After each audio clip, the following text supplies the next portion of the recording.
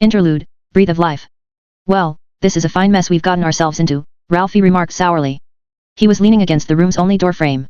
It wasn't a very large room, but there were several other people and one large bed in it. A tense-looking Hera was standing guard on the other side of the door. Geralt was sitting in a chair beside the bed, and Kida was sitting on the edge of the bed itself. Behind her, Black Nail was sleeping. He'd been cleaned, and his wounds had all been bandaged, but there were bloodstains showing through some of the cloth. Many of his wounds were still bleeding, even while others had healed. It was a miracle that he was still alive at all. He'd looked dead when they'd first found him. It looks like he's going to pull through now, Geralt had remarked as he studied the hobgoblin on the bed. Despite the spectacular nature of his wounds, they're closing, and he is healing. Damn right. Kida huffed loudly. There's no way Black Nail would die from something like this. He's almost as hard to kill as me. That's practically a real compliment, Ralphie muttered snidely. We're lucky Warwick's troops finally broke when they did and that Illisty's charge forced Warwick to retreat. Although, he undoubtedly thought Black Nail was already beyond saving. Ralphie's scowl just deepened. He looked like he'd bitten into a sour fruit. At this point, I'm not worried about the hobgoblin fading away on us. It's everything else that's got me worried about my skin. For starters, we have no idea how the other hobgoblins will react to his defeat and injury. Gob is keeping control for now, but they haven't had time to really process it. We're in uncharted waters there, and I'm worried about sinking. Then, maybe you should be out there helping. Kida replied bluntly. You did help train the hobs. They listened to you. I'll do what I can, but I have no idea if it will be enough, Ralphie told her. There are also lots of other things to worry about. Even with Black Nail safely back here at the base and recovering. Like Warwick. He got away and he'll be back, Geralt had agreed with a nod of his head. The wolf knows what he faces now, the next time he seeks battle he will bring all his forces against us, and some of our allies are less than reliable. Illisty won't bleed for anyone else. He only helped this time because we had the advantage. Yep, we just started a war with the most powerful man in the north, and all we've got are a bunch of shifty hobgoblins, questionable alliances, and some dumb villagers, Ralphie agreed. Honestly, I'd be making a break for it if there was anywhere to go. Even with gold in my pocket it would be hard to get anywhere safe to spend it. I just hope Black Nail recovers soon. Illisty has been wanting to see him, but I've been making excuses. I can't keep doing that for too long, and the Vimper is rather intimidating, Geralt had said before sighing deeply. Even when he does wake up, that will just cause us a whole bunch of different problems. We don't know what to expect from him, Ralphie countered. He was in a very bad mood. He'll be the same old Black Nail as always, no doubt, Kida said. Even you can't be blind to the changes that are happening to him, Ralphie replied as he gave her a condescending glare. The healing itself isn't something vessels normally do, not like that, and he's already grown an inch or two. Also, his horns are rather obvious. They're starting to branch like antlers and they're not even bone anymore. If you look closely, there's some kind of black crystal. He has mutated, and that might affect his personality. Hells, it might do next to anything. I wish that creep of Orlus was here. We should probably send for him. Geralt grimaced. Illisty might also know more, but I'm not sure we should bring it up with him. Why would the Vimper know anything? Kida asked with obvious confusion. What do you think Vimpirs are? It seems obvious to me that they're a variant of human mutants, Geralt had answered. But that also means he might see Black Nail as a threat or rival now, and choose to take him out while he is vulnerable. One thing I do know about mutants is that they're very territorial. So are hobgoblins, Kida remarked snidely. I'm telling you, we won't notice a difference. He'll be the same as always, just taller. I wish I could believe that. However, evidence and experience suggest otherwise. At the very least, when Black Nail wakes he will be stronger. Arg, stupid hobgoblin, Ralphie cursed as he scratched his neck in nervous manner. I can't believe he's managed to involve me in this craziness. What I use for brains must have been knocked out years ago. Well, whatever happens. He needs to wake up as soon as possible, Geralt had observed. He has implicated us all beyond any chance of escape, and we're going to need him. Warwick will be back, and as bad as our odds are, no one else stands a chance. A concerned look appeared on Ralphie's face as he turned to stare at one of the walls. I can't shake the feeling that there are other dangers coming that we know nothing about. This is the North.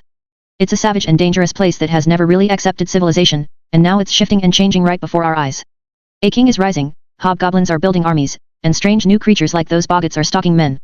Who knows what will happen next? But, out here in the green, obvious movement usually means that the predators are gathering. On Winter's Wings 1. There was darkness. It enveloped everything in impenetrable silence. The dreamer's eyes couldn't pierce it at all. He hung there, floating in the black. Yet, the dreamer knew he was being watched. Despite his blindness, he could feel countless eyes on his skin. Their gaze prickled at his awareness as they examined him. Both close and far, the eyes were beyond number and yet one. There was no escaping their sight. The dreamer remembered fear and hate. Around him, the darkness stirred. He had called out and been answered. The watching presence closed in. Invisible, it pressed against him and sank into his flesh. It filled him, like a deep invigorating breath, and he began to rise. He was pulled upwards and the dark gave way before him. The dreamer's eyes were already open, but he opened them again. He saw. A ring of tall grey stones emerged from the darkness. Weathered and worn by untold ages, they still projected the endless strength and weight of the earth. The dreamer recognized them. He had laid eyes on them in the waking world long ago. Painful nostalgia pressed against his heart, although he couldn't remember why he would feel this way. Sadness. His thoughts were hazy, and he could remember little of the waking world. Suddenly, the ring of standing stones shifted. The unseen earth rumbled as the smooth stones fell and new rocks appeared. Soon, the dreamer was looking at a circular stone wall. But, the scene wasn't done changing. The sound of crashing and roaring waves echoed out of the darkness. The powerful noise intensified as the source rushed toward the stone walls, seemingly from every direction at once. Then, the distant dark began to twist and turn with furious energy. A wave was coming. It rolled forward with incredible force toward the stone wall. As the crushing power of the dark water approached, the unseen earth shook. A solid thicket of spears burst out of the ground in front of the wall, breaking the wave at the last moment. All was chaos. Water was tossed in every direction as spears were torn apart. Slowed, but not stopped, the wave reformed and smashed into the wall. Cold water was suddenly everywhere. Its freezing embrace pulled the dreamer away from the stone wall. Shocked, he gasped and flailed as he was carried away. The dreamer's eyes were already open, but he opened them again. Dash. Black Nail woke up with a cold jolt that made his heart miss a beat. At first, the complete lack of darkness and freezing water surprised him, although he wasn't sure why. In fact, there was a roof over his head and it felt like he was lying on a dry bed. Curious, the hobgoblin sat up and looked around. It looked like he was in one of the small huts at the forward base he'd built. Sunlight was coming in from a small window, and it wasn't morning. The light was bright enough for noon. He must have slept in. Wait, had he just been dreaming?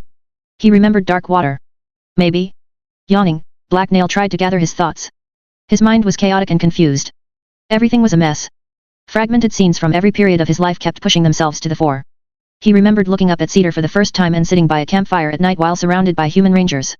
He remembered the 100th time he'd contemplated stabbing Kida and dumping her body in some bushes.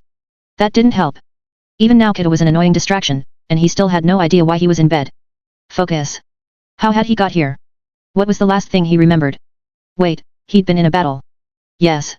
He'd been fighting Warwick, but he couldn't remember the end of the fight. Uh-oh, that wasn't good. He was the leader, and none of his minions were nearly competent enough to win a battle without him. A faint rustling sound drew Black Nail's attention downwards. There was a hobgoblin lying on the floor beside his bed, and it was Hera. What was she doing there? It was creepy. Get up. If you're on guard duty you're doing a terrible job, Black Nail yelled at her. He wanted some answers. Instantly, Hera jumped up and turned to face Black Nail. She blinked in confusion for a few seconds before coming fully awake. The female hobgoblin was Black Nail's. They sometimes had sex. However, that didn't mean she was trustworthy. She was a little too obsessed and no hobgoblin was trustworthy. That was why he'd kept her at arm's length until recently. Boss, you're not sleeping anymore, she announced happily. She looked genuinely delighted to see him and almost surprised. He must have been quite badly injured. Yes, I'm awake now, Black Nail replied dryly as he began to think about what to ask her first. There were a lot of options. However, the sudden commotion inside the hut drew attention from outside. The door of the hut flew open and Kida stepped through it. Seeing Black Nail, the young redhead grinned happily. She must have been standing just outside. You're awake, Kida announced as she rushed over to Black Nail's side. Black Nail scowled in annoyance. He knew he was awake. Stupid humans were always repeating the obvious. What had he been thinking about? Right, he needed to clear up the holes in his memories. There'd been a battle. What happened to Warwick? Did I win the fight? Black Nail asked the redhead. She probably knew more than Hera and could explain it better. A troubled frown appeared on Kida's face and she looked off to the side. Sort of. That doesn't help. Explain better, Black Nail hissed at her. This was important. We technically won the battle, because the enemy fled, Kida explained. But, they managed to flee, which was bad for us, because we really wanted to stop them from getting away, you know. So, we didn't get Warwick and he wounded you before he left. That was very bad, but now you're fine, so yeah. It took a few seconds for Black Nail to sort through that tangle of words and pull something like meaning out of them. When he had, he almost preferred ignorance. He'd failed. Black Nail grimaced as he felt ugly self-loathing boil up inside his guts. Black Nail's old master, the Ranger Cedar, was unavenged and Warwick still lived. Even worse, Black Nail had exposed almost all his secrets to the enemy now. Warwick was no longer ignorant of Black Nail's true strength and knew about Black Nail's hobgoblin forces. That would make the wolf a much more dangerous foe. He wouldn't be walking into any more ambushes. Ugh, this wasn't fair. How could this have happened? He'd been so close to finishing off the enemy bandit lord only to be cut down at the last moment. It was probably one of his minions' faults, or all of them. They obviously hadn't fought hard enough. However, staying in bed wouldn't help. Grunting in displeasure, Black Nail shook off his negative mood, slid out of bed, and stood up. Immediately, he noticed two things. 1. His body felt unsteady and clumsy from weakness. 2. He wasn't wearing pants. Did someone steal my pants? He asked as he looked down and frowned. He seemed to remember something about that. Black Nail suddenly swayed as a moment of vertigo hit him. Catching his balance, he looked down and studied his own legs and feet. They looked unusually far away. Was he sick? Maybe he was still dreaming. Why would anyone want your pants? They were basically rags, Kida remarked as she blushed and looked away. No, we took them off so we could get at your wounds, and then we threw the dirty things out. Besides, you outgrew them. Hera didn't look away, but it wasn't anything she hadn't seen before, so Black Nail ignored her and looked around for something to wear. He didn't much care about the human concept of modesty, but he'd gotten used to wearing pants and his lower body felt drafty without them now. As Kida handed him a pile of clothes that had been set aside on a nearby chair, Black Nail noticed something else odd. Had Kida and Hera both gotten shorter? It certainly looked like they had. Neither of them was taller than the height of his nose. Wow, how had they managed that? They must have been up to some crazy stupid stuff while he was asleep.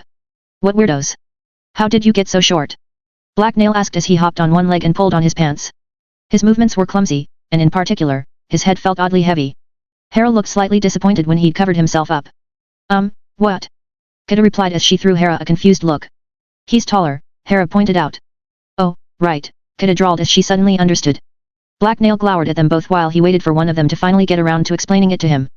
Maybe he needed to go find some smarter minions to ask. You've gotten taller. We didn't shrink, Kida told him a moment later. That didn't sound likely to Black Nail. His hobgoblin body had stopped growing a while back. How long was I asleep? Black Nail began trying to pull on a shirt, but it didn't work. Instead, his head was jerked sideways as his clothing got tangled in his horns. Had they grown too? They certainly felt longer and larger. Was that why he was so off balance? Probably. He was going to need a looser shirt, but there wasn't one here. Kida grimaced in frustration before answering Black Nail's question. You were out for only about a week, but you changed because of magic and hobgoblin stuff. Sighing, Black Nail put the shirt down and headed for the door. Yes, he definitely needed to find someone smarter to talk to. Was Geralt around? Black Nail's silent question was answered a few seconds later. As soon as he'd opened the hut door and looked around, he noticed Geralt running over his way. He must have heard that Black Nail was awake. Good, the merchant's son turned bandit was without a doubt one of the smartest people around, even if he did say a lot of nonsense. As Black Nail stepped out to greet the man, Kida and Hera followed him. Black Nail, it's so good to see you up and about. Geralt remarked happily before leaning closer to Kida. He's not murderous or anything, is he? Not so far. He's just grumpy and impatient, the redhead replied. That could change. Explain. Black Nail interjected as he glared at them both. What was this now? Someone had better start actually explaining things. I was just a little concerned about your condition, Geralt had told him. Which is? Black Nail asked irately as realized that he didn't have a blade on him. That was too bad, because in his experience the best way to get answers out of humans was by putting a knife against their throats. Gerald suddenly looked nervous and uncertain. Right, that's a good question. I mean, we're not completely sure, and I'm not an expert, but we believe you used too much magic after your battle with Warwick. You managed to heal yourself, but you also seem to have undergone magical mutation. So, you're a mutant now. Black Nail blinked. What? He knew what mutants were, of course.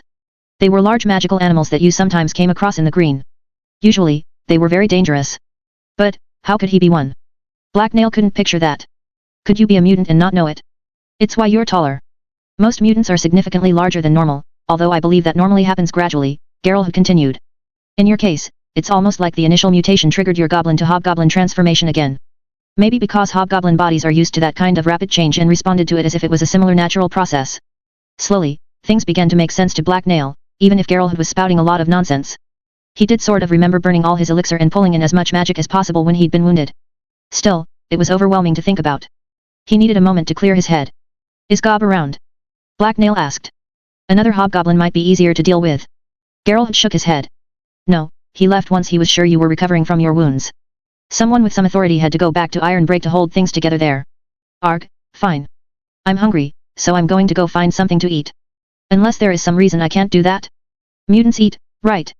Black Nail asked sarcastically. He was fairly certain mutants ate normally. Go ahead, Geralt replied. Black Nail hadn't waited for his permission. He had already sighed in frustration and turned to begin heading for the building that served as the forward base's larder. His stomach grumbled as he walked, and he realized that he really was starving. For some reason, he'd simply failed to notice his hunger. Black Nail supposed that there had simply been too much going on. The two hobgoblins on guard duty outside the larder jumped out of the way as Black Nail approached. Snorting rudely, Black Nail stepped past them and into the hut. Once inside, he looked around and began gathering up everything that looked tasty, including the only wheel of cheese. Then, he sat down at a table and started stuffing his face. That went on for a while, until even he was surprised by how much he managed to cram into his stomach. A whole wheel of cheese and 2 large rabbits went down his gullet. Apparently, a lot of his increased height was to make room for a much bigger stomach. Useful.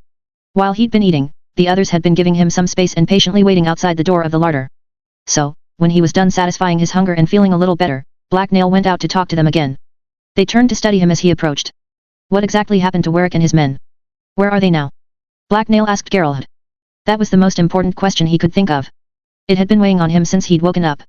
He fled, and we haven't heard anything from him or his men since, Geralt had explained. After your fall, Warwick rallied all his men and marched them right out of the territory you'd claimed. That flare his mage sent up alerted his other nearby force and our scouts reported that they were on their way, so we all decided to retreat. Honestly, we expected him to hold his ground, but he just left. Word is little unreliable out here, but we've heard that he headed all the way back to his stronghold in the east and has remained there. Black Nail frowned as he began thinking. The wolf had beaten him and escaped his trap, but he'd also just received a huge shock and almost been killed. The idea of a hobgoblin army would have thrown him off balance. He'd probably never even considered it possible. They were monsters from stories, and for all his strength and power, the wolf was still human. He would want to retreat home and gather his courage, like a human would. The other option was trying to hunt down an organized army of hobgoblins through the green. Black Nail wished he'd been that dumb. He knew exactly how good Warwick's rangers were. Not nearly good enough. What will he do next? Black Nail mused aloud. Geralt quickly spoke up. Ralphie seems to think he is pulling back until the spring. It's already fall, and he says starting a campaign against a mobile and irregular opponent like us would be difficult to wrap up before winter begins. He must also believe you dead, and thus he's probably hoping our band falls apart. Wait, who was Ralphie? It took a moment for Black Nail to remember. Right, that was what Beardy had changed his name to. What an idiot. Beardy was a much better name. However, his thoughts on strategy made more sense to Black Nail. He nodded as some of the mental and physical tension he hadn't been consciously aware of having slipped away.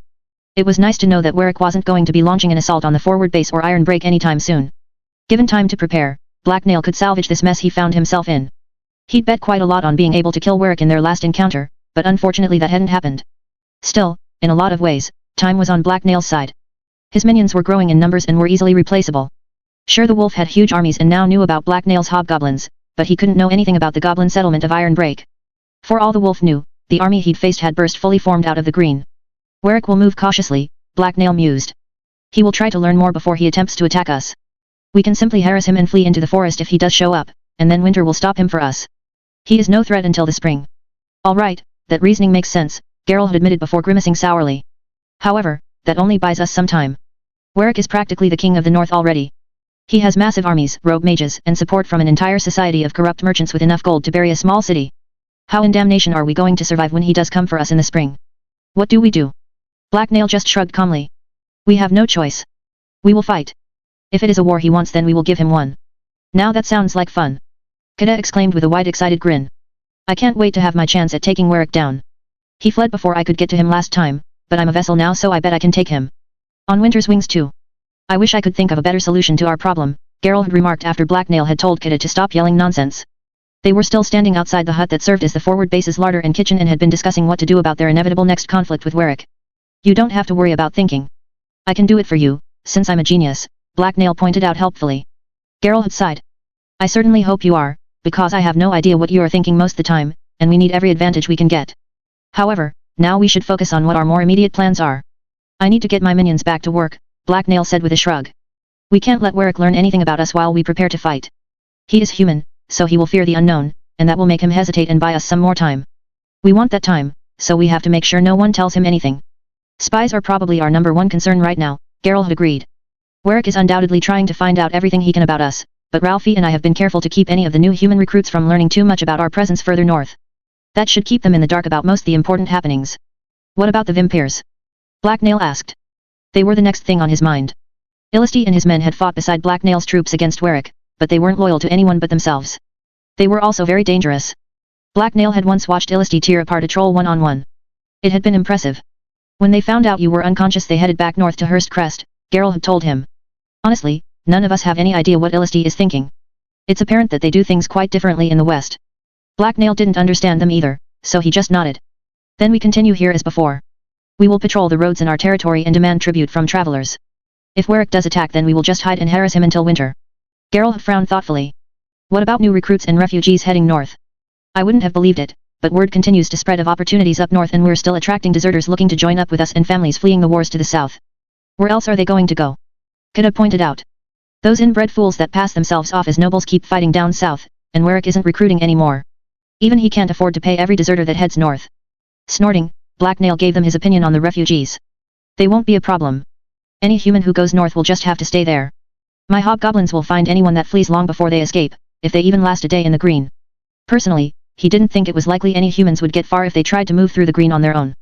Even a veteran ranger wouldn't try that journey alone. Alright, so we're fairly secure for now, but we're still simply reacting to Warwick, Geralt had told him. You haven't given us much in the way of details yet. They're kind of important if you really want to wage a war against the wolf. We need a real strategy for when he attacks in force. You know he will, and he won't come alone. There will be a massive army at his back. Warwick is setting himself up as king of the north and he can't have us challenging his rule. That was the problem. Black Nail hadn't come up with the details just yet, although he was sure he would soon. He was a genius after all. He also apparently had plenty of time to come up with them while he gathered new resources. It had taken less than a year for Black Nail to build up the forces he had now. With a few more months, he could do a lot more. Don't worry. Warwick will find us a difficult foe to defeat. I'll come up with a new plan, much better than the last one. I have many surprises left, and I'm the best leader ever, Black Nail assured his human minions with more confidence than he actually felt. Even though he wasn't burning elixir, he could feel Geralt's fear, like a faint whisper scratching on his awareness. Letting out a deep breath, Geralt relaxed a little. Well, at least you're back up and can deal with the hobgoblins. Ralphie has been trying to keep them busy working on construction so that they'll stay out of trouble, but I believe they've been getting rebellious. You're their real leader, and it has been too long since they've seen you. Oh? I'll deal with them in a bit. I want to get some exercise first, Black Nail replied as he turned to scan his surroundings. He was standing in the middle of the forward base right now. It had been built over the ruins of a human village that had been swallowed by the forest. Most of the buildings in sight were stone and mortar huts that hobgoblins had repaired and rethatched. None of the wooden buildings had survived. However, off to one side, stood several large log structures. They were barracks for troops that Black Nail had ordered built, and they were where most the hobgoblins lived.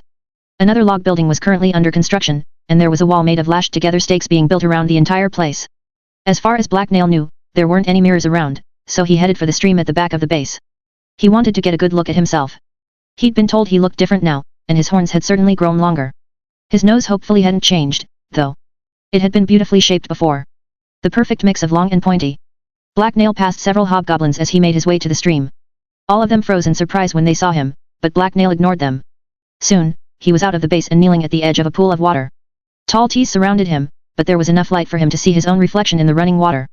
His nose was still perfect, so Black Nail let out a deep sigh of relief. He'd been really worried about that. Some of his other features had changed, though. The first change was incredibly obvious. His horns were more like small black antlers now. The way they curved around his head and had branches jutting upward was almost crown-like when seen from the right direction. Black Nail liked it, even if they were rather heavy. He was going to have to try headbutting someone soon. They looked hard and pointy enough to do some real damage. Below his horns, Black Nail's eyes had changed color. They were no longer mud brown, instead they were a startling dark violet. Hey, weird. The other changes he noticed were less dramatic but still noticeable. Both his face and his body had filled out, giving him some more weight. His arms and legs were also longer and thicker. He felt powerful. Patting himself on the head, Black Nail figured he was about the same height as an average human male now, and probably weighed about the same as well. That was exciting. Black Nail had grown used to being smaller than most humans, but he never really liked it. Size mattered. Grinning, Black Nail turned and headed back to the base. It was time for a workout. He wanted to test this new body of his, so he headed over to where the log building was being constructed. Several hobgoblins were working there, but they quickly got out of his way as he sauntered over to a heavy log on the ground. Black Nail then grabbed the end of the log with both hands and began to lift. At first, his muscles strained without effect, but then the end of the log began to slowly rise. With his muscles burning, Black Nail managed to lift the weight up to stomach level, before he let go. He then stepped back and grinned in excitement as the log hit the ground with a heavy thud. That was equal to any feat of strength he'd ever seen a human do, even a big angry one that had been stabbed a few times. Also, Black Nail hadn't even been burning elixir. Ready to try a new experiment? Black Nail turned his attention inward and tried to reach for the power of a vessel. Nothing happened. Black Nail frowned in confusion. Was he completely out of elixir? Before, he'd always been able to sense at least a hint of elixir in his blood, even if it was just useless fumes. However, now there was absolutely nothing circling inside him. Had he used it all to heal or something? Work harder. Black Nail commanded the nearby hobgoblins before turning and leaving. He didn't know what they were doing, but they could always do it faster. After thinking for a moment, Black Nail went to find Geralt. Maybe he knew where the vials of elixir Black Nail had been carrying had ended up. Unfortunately, the man had left the larder, so Black Nail had to search the camp. Eventually, he found the man in the hut that served as the local command post. It was where all the important people sat around to talk about important stuff, and also where they went to eat lunch and avoid dumb questions from their subordinates. Thus, minions weren't allowed inside. As Black Nail entered the front room of the hut, he noticed that Geralt wasn't alone. Both Kida and Ralphie were there. They were all seated at a table in the main room and looking at a map. Black Nail wasn't sure Kida belonged. Well, it was impossible to keep her out of anywhere, so he let it go. We gave you all the elixir we could find when you were wounded, Geralt had explained after Black Nail had asked him about his vials. We hoped it would help you heal, so it's all gone. You were in bad enough shape that holding any back seemed foolish. Black Nail grunted sourly. He couldn't really blame them for that, although he was tempted. Not having any elixir was annoying. Still, he probably didn't really need any right now. His new body was already quite strong and fast without it. He would just have to wait until he could get more from him at Iron Break. The Hobgoblin mage knew how to make his elixir. It's good to see you up and about. That means I can hand you back all the tough jobs and relax for a while, Ralphie remarked. He'd been carefully studying Black Nail since his arrival. No, I'm not doing that. I'm leaving, Black Nail replied matter-of-factly. I need to get back to Iron Break right away. What? I hope you don't expect me to continue looking after this place while you're gone. Black Nail gave him a smug grin as he channeled his inner Herad. I do expect that. You work for me now and that's your job. If you don't like it, you could always run away and see if Warwick has a better offer for you. This statement earned the Hobgoblin an angry glare, but a moment later Ralphie just grunted sourly in acknowledgement. He really didn't have any other option but to do as Black Nail said. Trust my new plan, the Hobgoblin chieftain told the man. Is it better than your old one? Because that didn't go so well, Ralphie replied in a cold tone. Black Nail just grinned. My old plan worked great, even if the end part needs reworked a little. I'm alive, stronger than ever, and I still have a growing army. Ralphie snorted with obvious scorn. We will see if that's enough when Warwick shows up. We will, Black Nail agreed. So, you'd better do your part and build up this base as much as possible. Once again, Ralphie could only glower at the Hobgoblin, which made Black Nail chuckle. Kida smirked along with him. Yay, Black Nail's got the right idea. We didn't manage to beat Warwick, but we've still got our hands in the jar. Your optimism is appreciated, but hard work is definitely going to be more helpful, Geralt had told her. We have quite a few challenges waiting for us if we wish to survive. Which is why I'm going to Iron Break, Black Nail replied with a nod of agreement. I can't do much here. He felt the need to get to work. He had to be ready. Something was coming. After talking to the humans for a few more minutes, Black Nail headed back out to prepare for his journey. He needed supplies and an escort. Thus, the first thing he did was round up some hobgoblins. The barracks were the obvious place to look for hobgoblins that weren't doing anything, so that was where he went. Unfortunately, he wasn't alone. Kida followed after him. Geralt had told me to make sure you don't overexert yourself, the redhead told him as they approached the barracks. It was a large building made from horizontal logs. Good for you, Black Nail grunted as he opened the door in front of him and stepped inside. As usual, it was best to ignore the redhead as much as possible. The inside of the barracks was dim and tightly packed. Small mismatched beds were everywhere. Some of them were hastily built wooden frames, but most of them were simple hammocks that had been hung between the outside walls and posts. In a lot of places hammocks had been set up on top of each other so they took up less room. Bags of loot and tools were scattered around as well, and the interior had a strong musky hobgoblin smell. That wasn't a surprise since there were over a dozen hobgoblins in the building. They had been chatting loudly among themselves and watching two of their members wrestle in the center of the floor, but they all immediately stopped and stood up straight as soon as they noticed Black Nail. There was sudden silence. They stared at him intently. Sneering haughtily as if he found them lacking, Black Nail met their gazes and looked them over. I need some minions to take me back Iron Break, so you're going to do it. The hobgoblins quickly glanced at each other and then one of them took a step forward. We would be honored to serve you, our undying lord. Good, get moving and packed up, Black Nail told them. He'd never been called undying before. In fact, he'd never even known that was a word. Are you planning on walking back? That sounds pretty strenuous to me. Remember, you shouldn't exert yourself too much, Kida told him. Apparently, she was taking Geralt's advice seriously. Black Nail sighed and turned to face her. Do you have a better idea? Carts can't go through the green and the road isn't done yet. The hobgoblin spokesman coughed to get his boss' attention. We could carry you on a litter. It would be our honor, Supreme One. I will allow that, Black Nail agreed after thinking it over for a moment. He wasn't a huge fan of walking anyway. Too much work. Less than an hour later, Black Nail's party was ready to move. Both Kida and Geralt were coming along so that they could get back to shelter. They'd only been staying at the forward base in order to watch him while he was recovering. There were also a dozen hobgoblins coming along, 4 of which were carrying the litter. It was a simple hammock that had been tied between 2 long poles, but Black Nail found it quite comfy. The going was bumpy, but the cloth was soft, and he could lay down or sit up depending on his mood. All in all, the journey to Iron Break was the most enjoyable ever for Black Nail. He decided that he needed to get carried around by his minions more. In fact, he might never walk anywhere again. This was how real leaders traveled. What are you going to do once you get back to Iron Break? Kida asked as she walked over beside Black Nail's litter. Sitting up, Black Nail gave her a suffering look. Everything. I'm going to be very busy. I need to make sure nothing has gone wrong and that all my minions are keeping busy. I must admit to being concerned about Iron Break as well, Geralt added as he followed Kita. Without you around to keep things orderly, who knows what has transpired. Some of the hobgoblins are, well-meaning, but they need firm leadership. Their proximity to shelter also worries me. There is too much opportunity for a misunderstanding to arise between the two settlements. Blacknail nodded in agreement. Geralt had mentioned only a small fraction of the things that had already occurred to him. There was the possibility of rebellion, cave-ins, drake attacks, mutant swarms, or that someone had stolen all his cheese. If Blacknail arrived at Iron Break and his cheese had been stolen, a lot of people were going to die. On Winter's Wings 3. Blacknail rather enjoyed being carried by 4 hobgoblin minions on a litter. He only dismounted from it when his party reached Iron Break's gate. Being carried around was nice and relaxing, but it was time to stretch his legs. Yawning, Blacknail rolled off the litter and began walking toward the gate.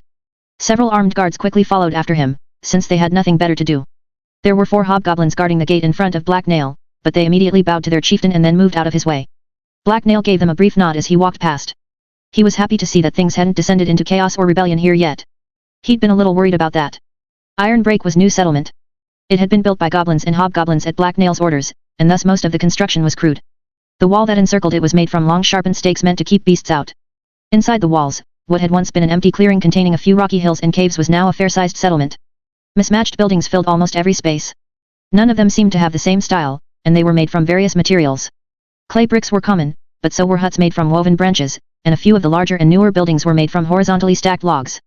The nearby roofs were covered by thatch or layers of long bark strips. The result was chaotic and savage-looking, but also completely functional. Humans might have found it dirty and distasteful, but it was far better shelter than goblins were used to. The arrival of Blacknail and his party quickly drew the notice of Iron Break's inhabitants, of which there were plenty of around. Goblins were everywhere. There were too many of the green critters to count. Dozens of them were running around between the buildings, while others lazed around in the shade, and there were even a few sitting leisurely on the nearby rooftops. Scattered around the scene, there were also a few hobgoblins, who mostly ignored their smaller kin as they went along on their own business. However, all that changed as Blacknail stepped through the gate. Almost instantly, he became the center of attention. Ignoring his new audience, Blacknail looked around. He'd sent a runner ahead to spread word of his arrival, so he soon found who he was looking for. Gob and several other hobgoblins were over to one side, and they were already walking over to meet him. You have returned, Great One. It is a blessed day, Gob exclaimed happily as he dropped to his knees and bowed deeply in front of Blacknail. Some of the other nearby hobgoblins copied him.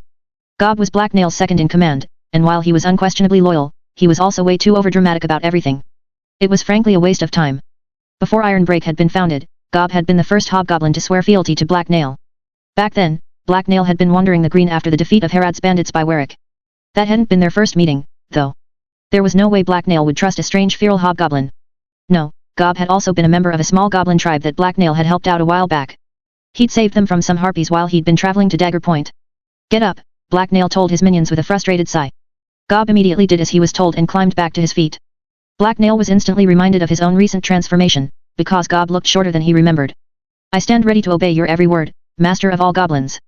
Gob shouted loudly. Blacknail winced. He had sensitive ears and Gob was being too loud.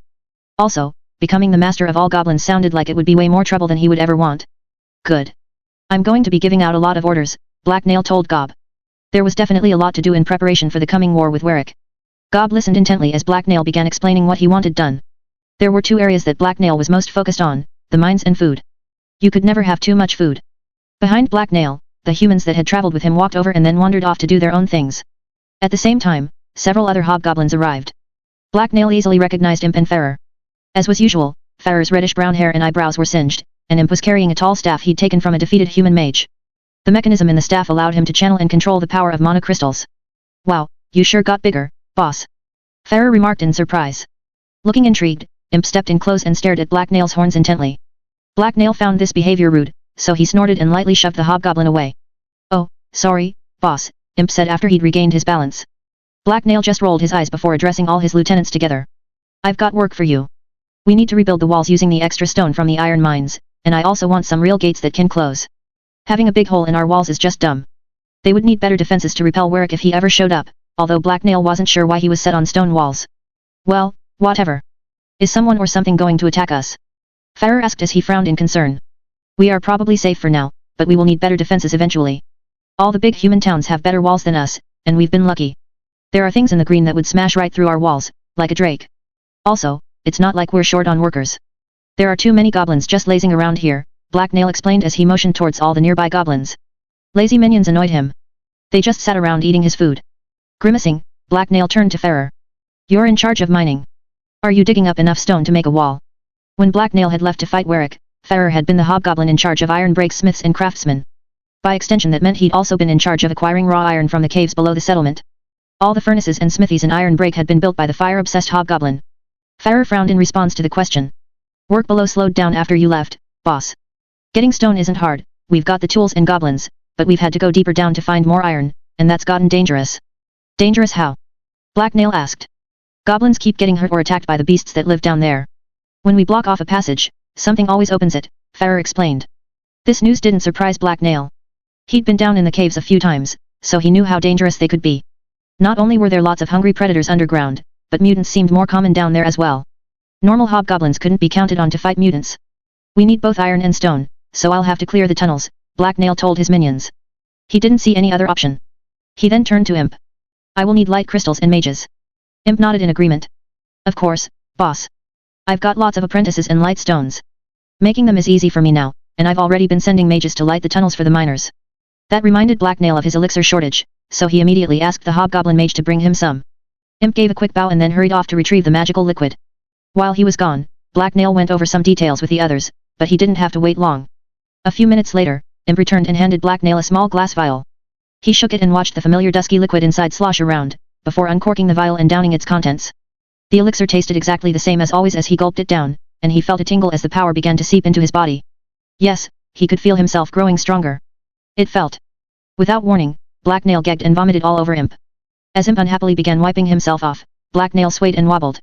He tried to steady himself, but it was all he could do to stop himself from vomiting again. I think you messed that vial up, Black Nail remarked as he slowly began to feel better. Normally, he'd punish Imp for such a failure, but he was undoubtedly already regretting his mistake. Imp used a finger to wipe some vomit off his face and then tasted it. My elixir was fine. That vial was part of a batch you've taken before. Good elixir doesn't make me sick, Black Nail pointed out. It didn't used to, but now, Imp said as he gave Black Nail's changed body a meaningful look. Black Nail frowned. This wasn't good. Can you make me a new elixir? Maybe, I'll need some of your blood, Imp told him. What exactly happened after you drank the elixir? Do you feel magical at all? That was a good question. Closing his eyes, Black Nail focused on the state of his own body. He actually did feel like there was some new energy flowing through his blood, but not a lot of it. Less than what he usually got out of a vial of elixir. Hey, he could also feel that power draining away to somewhere. Opening his eyes, he explained this to Imp. Avorlus would know more. All I can do is test your blood and tweak your elixir, boss, the mage replied. Grunting in displeasure, Black Nail agreed to visit Imp's workshop later and to send a message to Avorlus. The human mage was an expert elixir maker and owed Black Nail a lot, but he'd gone to Hurst Crest to study a crystal cave they'd found there. That was inconvenient. Black Nail was beginning to get really frustrated about not understanding how his own body worked. Unfortunately, he hadn't really been too curious about mutants in the past. All he'd had to know was how to kill them. Black Nail had been planning on doing some sparring, to show off his body in front of his minions and find out his own limits, but now he didn't feel like it. It could wait until he felt better. Drinking that elixir and then vomiting it up had made his stomach more than a little queasy. However, he didn't have time to rest. There was still lots to do. How are the road crews doing? Black Nail asked Gob. He'd ordered large work parties to build roads to all the nearby settlements a while back. Last time he'd checked, they'd only finished the one leading to shelter and were still working on the one heading to Hurst Crest. The way to Hurst Crest is half done, but the minions get lazier the further from the base they are, so it has slowed down, Gob quickly explained. Grunting, Black Nail considered his options. It sounded like he'd have to go there personally if he wanted to speed things up, but he didn't have time for that right now. Let's focus on the wall. Then we need the caves cleared so we can send more miners down there, Farrer pointed out. I'll go take a look down there now. Imp will come with me, Black Nail said with a deep sigh. His stomach was feeling better, and he was only planning on looking around, so he wanted to get it over with. Imp acknowledged his chieftain with a nod. I have everything I need on me and I live to serve, boss. I'd like to come too, so I can examine the mine and what needs done, Farrer added. You could also take a few hobs with you, Chief, Gob suggested as he motioned for 3 of the nearby hobgoblins to step forward. You are too mighty to fear anything, but Imp and Farrer could use some guards. Black Nail agreed with his minions' ideas, and his small party was soon headed for the largest cave in Iron Break. It was where almost all the mining was done. The entrance to the cave had used to be at the bottom of a steep rocky hole in the ground, but it had been dug up to make it easier to access. Now there was a wide dirt ramp leading down. Black Nail walked down to the cave entrance and peered inside. The cave was dark and gloomy, but he thought he saw some light coming from deeper within it, and there was also a steady clanging noise echoing out. While Black Nail was studying the cavern, Imp began fiddling with his staff. The hobgoblin mage turned a screw a few times and then the crystal on the top of the staff came loose. He then removed the crystal and replaced it with a new one from a pouch. After tightening the screw again, Imp raised his staff, and the cavern was flooded with white light. This allowed Black Nail to get a much better look at the way forward. "All right, in we go," Black Nail announced as he began walking. His minions quickly followed after him. There was nothing but rocks and hanging stalactites in sight as they moved through the first part of the cave. At first, Black Nail couldn't see the glimmer of light from before because of a bend in the tunnel ahead and the radiance of Imp's staff. However, the source of the light and noise came into sight when they passed the bend. The tunnel continued on, and up ahead of them was a goblin work crew. 4 goblins were attacking the cave wall with picks, while 2 more goblins were gathering up some of the rubble they knocked loose and putting it in sacks. Behind them, a hobgoblin with a spear was standing guard while a goblin mage with a crystal in hand was providing them all with light. None of the work crew noticed the newcomers right away, but as they walked over, the hobgoblin guard noticed Imp's light and glanced their way. Seeing Black Nail, he immediately saluted and stood at attention. "Carry on, we're just inspecting the cave," Black Nail explained as he stopped to study the miners. "They're mining gold, not iron," Black Nail observed a moment later. "Wasn't iron far more useful?" Farrer stepped up beside him and nodded. "Yes, we were running low on gold. We've been trading it to the humans for tools and lessons. Building your mansion requires a lot of help from humans and gold is used for some of the decorations." "Oh, that's fine then. Carry on," Black Nail replied before walking past the workers and heading deeper into the cave. It sounded like Farrer knew what he was doing, and Black Nail's mansion was important, even if he'd almost forgotten about ordering his minions to build it for him. A true leader needed to have a magnificent house that would impress all the lesser people. "Where do you get the iron?" Black Nail asked Farrer as they walked. He'd never actually seen it mined. "We got it from loose rocks up above at first, but we used that up quick. Now we get it from another cave up ahead," Farrer explained. Instead of replying, Black Nail just grunted in acknowledgement. There was a pile of rocks up ahead. It had used to completely block off the way forward, but some time ago the pile had collapsed, so now there was a way around it. Black Nail remembered fighting a slime here when he'd first come this way, so he studied the shadows cast by the rocks suspiciously, but he didn't see anything. As the party traveled deeper into the caves, Black Nail noticed signs of activity that hadn't been there before. Goblin tracks were visible in the dirt and there was more loose rubble around. Soon, they came to another bend in the tunnel, and Black Nail saw a huge new crack in the wall that hadn't been there before. When had that appeared? Frowning, Black Nail carefully crept over to the hole and peered within. However, the chasm was too deep for Imp's light to penetrate. It was impossible to see where it led. "We should probably seal this up with rock," Black Nail muttered before continuing on his way. "We have before, something keeps opening it," Farrer replied. Moving on, they soon reached a familiar fork in the tunnel. From experience, Black Nail knew that the route to the left continued on into deeper tunnels, while the other led to an underground river. Farrer pointed to the left tunnel. "Our miners all go this way. It's where the iron is." Black Nail nodded as he studied both passages. They'd come down here to see the mines, so obviously they should go left, but he hesitated. With narrowed eyes, Black Nail studied the rightward tunnel. He felt something coming from that direction, something strange. It was almost like a cool breeze on his skin, except the air was still. The feeling made him intensely curious. What was it? Without bothering to explain anything to his minions, Black Nail began heading toward the underground river. Something was pulling him that way, and he wanted to know what it was. As Black Nail walked, the feeling grew stronger. His skin began to tingle ever so slightly. It was invigorating, like a breath of fresh air after he'd been holding his breath. Soon, Black Nail and his followers reached the entrance to the cave that contained the underground river. As the gentle lapping of water on stone reached their ears, Imp and Black Nail stepped forward and cautiously looked into the chamber using the light from Imp's staff. It was a huge open space and Black Nail knew it was dangerous. He'd run into giant crabs and huge predatory salamanders here before. The white light from Imp's mage staff radiated out into the dark expanse of the cave, illuminating a large part of it, but not quite reaching the far end. An uneven rocky incline led down from where Black Nail was to the main floor. There, the river shimmered with reflected light as its flowing length cut the cave in half. Around it, dozens of tall stone columns jutted out of the ground. These rocks cast a host of deep shadows that practically anything could have been hiding in. Suddenly, the shadows next to one of the closest columns shifted and a shape emerged. It was a crab the size of a very large dog or pony. It had long spindly legs and a pale gray shell. Two powerful-looking claws hung beneath its round body, which had two beady black eyes set in it. As Black Nail watched, the creature skittered closer to his party. At the same time, there was movement from other nearby spots. 3 crabs whose rugged shells had disguised them as rocks rose up while 2 more slipped out of the darkness. The creatures quickly formed a small pack as they headed for the hobgoblins. On Winter's Wings 4. The mob of giant crabs scuttled over the rocks that littered the cavern floor as they headed straight for Black Nail's party. The hobgoblin guards that had come along eyed them nervously. The creatures weren't that tall, but they had thick carapaces, and claws that were powerful enough to crush limbs. Even with spears, they would be dangerous opponents for normal hobgoblins. "Want me to blow them up, boss?" Imp asked as he held his glowing staff up high. Its white light was illuminating the depths of the cave around them. "No, I got this," Black Nail answered confidently as he began walking forward alone. No one tried to stop him as he headed down the rocky incline, and he hadn't expected them to. The sound of moving water filled Black Nail's ears as the underground river in the middle of the cave continued to ebb and flow. Now that he was in the huge cavern, the cool energy that had drawn him here was even stronger. It washed over him, making him feel stronger and invigorated. As a result, confidence filled Black Nail. There was an excited grin on his face as he drew his blade and stepped forward to meet the first crab.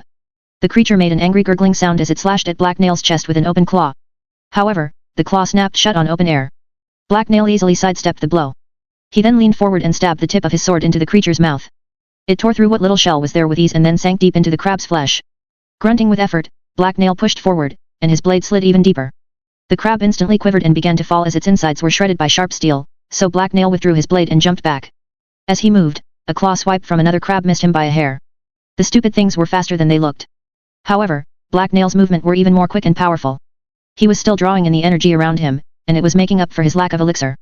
Actually, it felt somewhat similar. Jumping sideways to avoid two charging crabs, Black Nail slashed at a third. His blade sliced into its arm at the joint, where there was no carapace to protect it, and the creature's claw was cut right off. Unfortunately, the other crabs had used this time to surge forward and surround Black Nail. The hobgoblin just grinned, though. He wasn't worried. The unknown power had seeped into Black Nail's body. It pooled in his blood in a familiar way, so he used it. With an act of will, Black Nail ignited the energy in his blood and pulled it up into his head. He then pushed it out as an invisible wave, which washed over the gathered crabs. The result was exactly as if he'd been using elixir. The magic tore into the beasts' minds, filling them with unnatural terror. Black Nail could feel the power go to work. Inhuman hissing filled the air as the crabs began stumbling backwards. Two of the creatures even collided and fought briefly as they hurried away from Black Nail as fast as they could. Soon, the entire mob was scuttling away at top speed. As he watched, the crabs separated and disappeared back into shadows or slipped into the river. Farrer made his way down to Black Nail's side and picked up a severed crab arm. I bet these taste great if you cook them right. He was swiftly followed by the other hobgoblins, including Imp. Now that it was safe, they all descended the rocky incline and made their way to their chief. Why did we come down here, boss? Imp asked as he joined Black Nail. The mines are the other way. Black Nail had been studying the far reaches of the cavern, but now he turned to face the other hobgoblin. I wanted to explore. There is something here, and we're going to find it. There were some openings in the wall over to Black Nail's left, so that was where he headed. The cavern he was in had plenty of passages leading out of it, but many of them were on the other side of the river and crossing that waterway would be dangerous. Not only would it be a treacherous place to swim, but it was full of strange creatures such as crabs and giant predatory salamanders. There might even be much worse things that had yet to reveal themselves. Thankfully, the crabs kept their distance as Black Nail's group crossed the cave. When they reached the passages there, Black Nail studied them. One was a short dead end, while the second just felt wrong. The third looked promising though, so he jumped over the rocks in front of it and then helped Imp up. As his minions climbed after him, Black Nail then headed inside. The passage was tall but tight and the walls were a smooth rock that was so dark it was almost black. Water had worn channels in the floor but only a few small stalactites hung from the ceiling. Imp followed right behind Black Nail, but the winding nature of the tunnel meant they couldn't see too far ahead. However, after a few minutes, the passage widened significantly until the entire group could have walked through it side by side. Natural shelves appeared on the walls, and most of them weren't empty. A colorful assortment of mushrooms grew from heaps of dirt that had been piled on them. The light from Imp's staff also glinted off the shiny rainbow-colored shells of harvester beetles as they moved among the fungus or flew through the air. I've seen these bugs up in the forest, eating leaves, a hobgoblin observed as he leaned down to study a cluster of mushrooms. You can't eat them. Black Nail snorted before haughtily correcting his ignorant minion. They don't eat leaves. Harvesters bring stuff down here to make these piles, then they eat the mushrooms that grow. Also, you should watch out. Sometimes bigger bugs with venomous tails hide in those mushrooms. Oh, you sure are smart, boss, the hobgoblin replied as he carefully stepped back. Of course, I am. I'm the smartest, Black Nail explained as he looked around. He hadn't come down this passage to look for harvesters, and now the energy he'd been feeling was weaker. They must have gone the wrong way. Black Nail turned to head back the way they'd come, but Farrer stopped him. Look, there on the ground, tracks, the hobgoblin said as he pointed at a spot up ahead. Frowning, Black Nail leaned down to get a better look. He almost immediately saw what Farrer was talking about. The ground here was very dusty, probably because of the harvesters dragging dirt in, and there were some obvious scuff marks. Some of them resembled footprints. In fact, they sort of looked like goblin tracks. Do goblins live down here? Black Nail wondered aloud. He'd never seen any. None of my workers have mentioned seeing ferals down here, Farrer replied. None of our goblins would ever come here. They'd get eaten, Imp added helpfully. Several hobgoblins nodded along. They seemed worried about getting eaten themselves. Black Nail sighed. Of course, none of his minions were helpful. He had to do and learn everything himself. Leaning down, Black Nail sniffed the ground, but all he could smell was rotting plant matter, dung, and mushrooms. The rich scent of the harvester farms was too strong. We'll follow these tracks for a bit before heading back. Be silent, we're hunting, he told his minions as he began walking further down the tunnel. There was really only one way the makers of the tracks could have come from. Moving with stealth now, Black Nail's party crept forward through the tunnel. Imp fell to the back of the group and dimmed his light until it was only a meagerest of glows. Hobgoblins had great night vision, but they couldn't see when there was no light at all. Around them, some of the mushrooms began to give off their own glows in response to the return of darkness. It was still difficult to see in such dim light, though. Black Nail listened intently as he carefully navigated through the maze of shadows and rocks. His ears twitched over time to heard a drip of water or a tiny critter skittering through the dark, but he stayed focused. They continued on this way for several minutes, until Black Nail thought he detected a hint of light up ahead. Motioning for him to stay behind, he stalked forward through the dark until he reached the end of the passage. Another large cave chamber opened up in front of him, so he hid himself behind a large rock and peered out. Thankfully, Black Nail's eyes had grown used to the gloom, so he was able to study the scene before him. It was a large cavern, and it looked to be full of huge mushrooms, some of which were glowing. The size of the fungus surprised Black Nail. He'd never even heard of anything like it. It was difficult to see, since only a few of the mushrooms were glowing, but some of them had to be as tall as people. As he watched, Black Nail also saw small dark figures move among the shadowy forest of fungus, but he couldn't tell what they were. They were about the right size for goblins, though. Weird. After a few moments, Black Nail's minions joined him, including Imp, who'd completely shut off his staff. Black Nail considered his options for a moment, but then decided he'd seen all that he could from here. It was also unlikely that he'd be able to sneak closer undetected, so he turned to Imp and signaled for the mage to light the way. With a nod of acknowledgement, Imp did as he was told. He raised his staff and it burst to life. Bright white light radiated forth, lighting up the cavern before them. Shielding his eyes to protect his vision, Black Nail quickly stepped out from behind his rock and looked around. He was now able to see a lot more of the fungal forest. Mushrooms of all forms and sizes rose up from a dark mass of rich-looking dirt that covered the floor of the cave. Above them, shining droplets of water dripped down from stalactites. However, Black Nail was looking for movement. The sudden burst of light had startled the inhabitants of the cave, sending them running. Black Nail was only briefly able to glimpse a bunch of pale grey forms before they dashed away. He hadn't gotten a very good look, but they'd been vaguely goblin-like, even if they were the wrong color. All the goblins he'd seen had been some shade of green. Were those goblins? A hobgoblin asked. I don't know, Black Nail replied as he walked forward to study the mushrooms. Almost the entire cave was full of towering fungus. A few skinny tubular ones were almost twice as tall as a hobgoblin, and they were a startling purple color.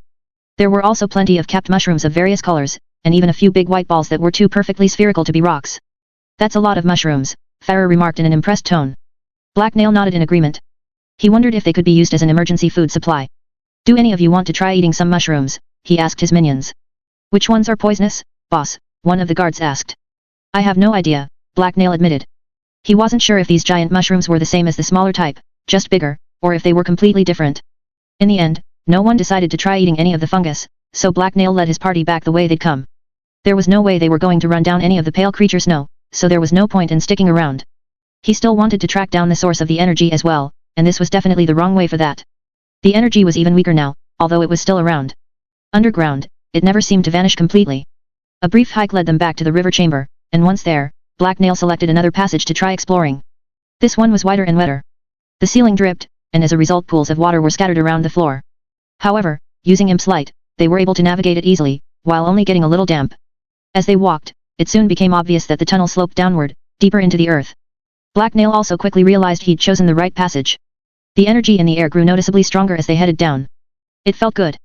How far are we going? Farrer asked nervously after a while. I'm the leader. We go until we find what I'm looking for, Black Nail replied testily without slowing. Soon after that, Black Nail saw the light of Imp's staff reflect off something in the wall. Excited, he peered at the object. It was a blue crystal, and it was growing straight out of the wall. A mana crystal, Imp observed. He sounded excited as well. Yes, Black Nail agreed as he turned to peer down the tunnel in front of them. He thought he saw more glints of light up ahead, so he began walking again. Sure enough, the walls of the cave further down were studded with small crystals. Black Nail briefly looked them over as he walked past. Imp and the others were forced to hurry after him, and soon they came to the end of the tunnel. A rocky round chamber about the size of a house lay in front of them. There was no way to continue on, but there was a large crack in one of the walls. It was surrounded by crystals, and it was obviously the source of the strange energy. The air was thick with power here. It tingled Black Nail's skin as it washed over him. The crack was too tight for anything thicker than a finger to fit through. Black Nail studied it for a moment from afar and then began to walk over to get a closer look, but then a noise caught his attention. There was clatter of falling stones from the opposite side of the cave. Black Nail turned to look, and saw a huge white salamander slide out from behind some rocks. He'd been too focused on the crevice to notice it, and its skin had camouflaged it in with the stone. Black Nail had seen the predatory salamanders that lived in these caves before, but this one was different. While it was the same pale white as the others and completely lacked eyes, this salamander was much bigger. It looked to be at least 3 times the weight of a hobgoblin. The reason for its size was obvious. It had a rows of translucent crystal spikes running down its back. It was a mutant, and undoubtedly it had been drawn here by the same energy as Black Nail.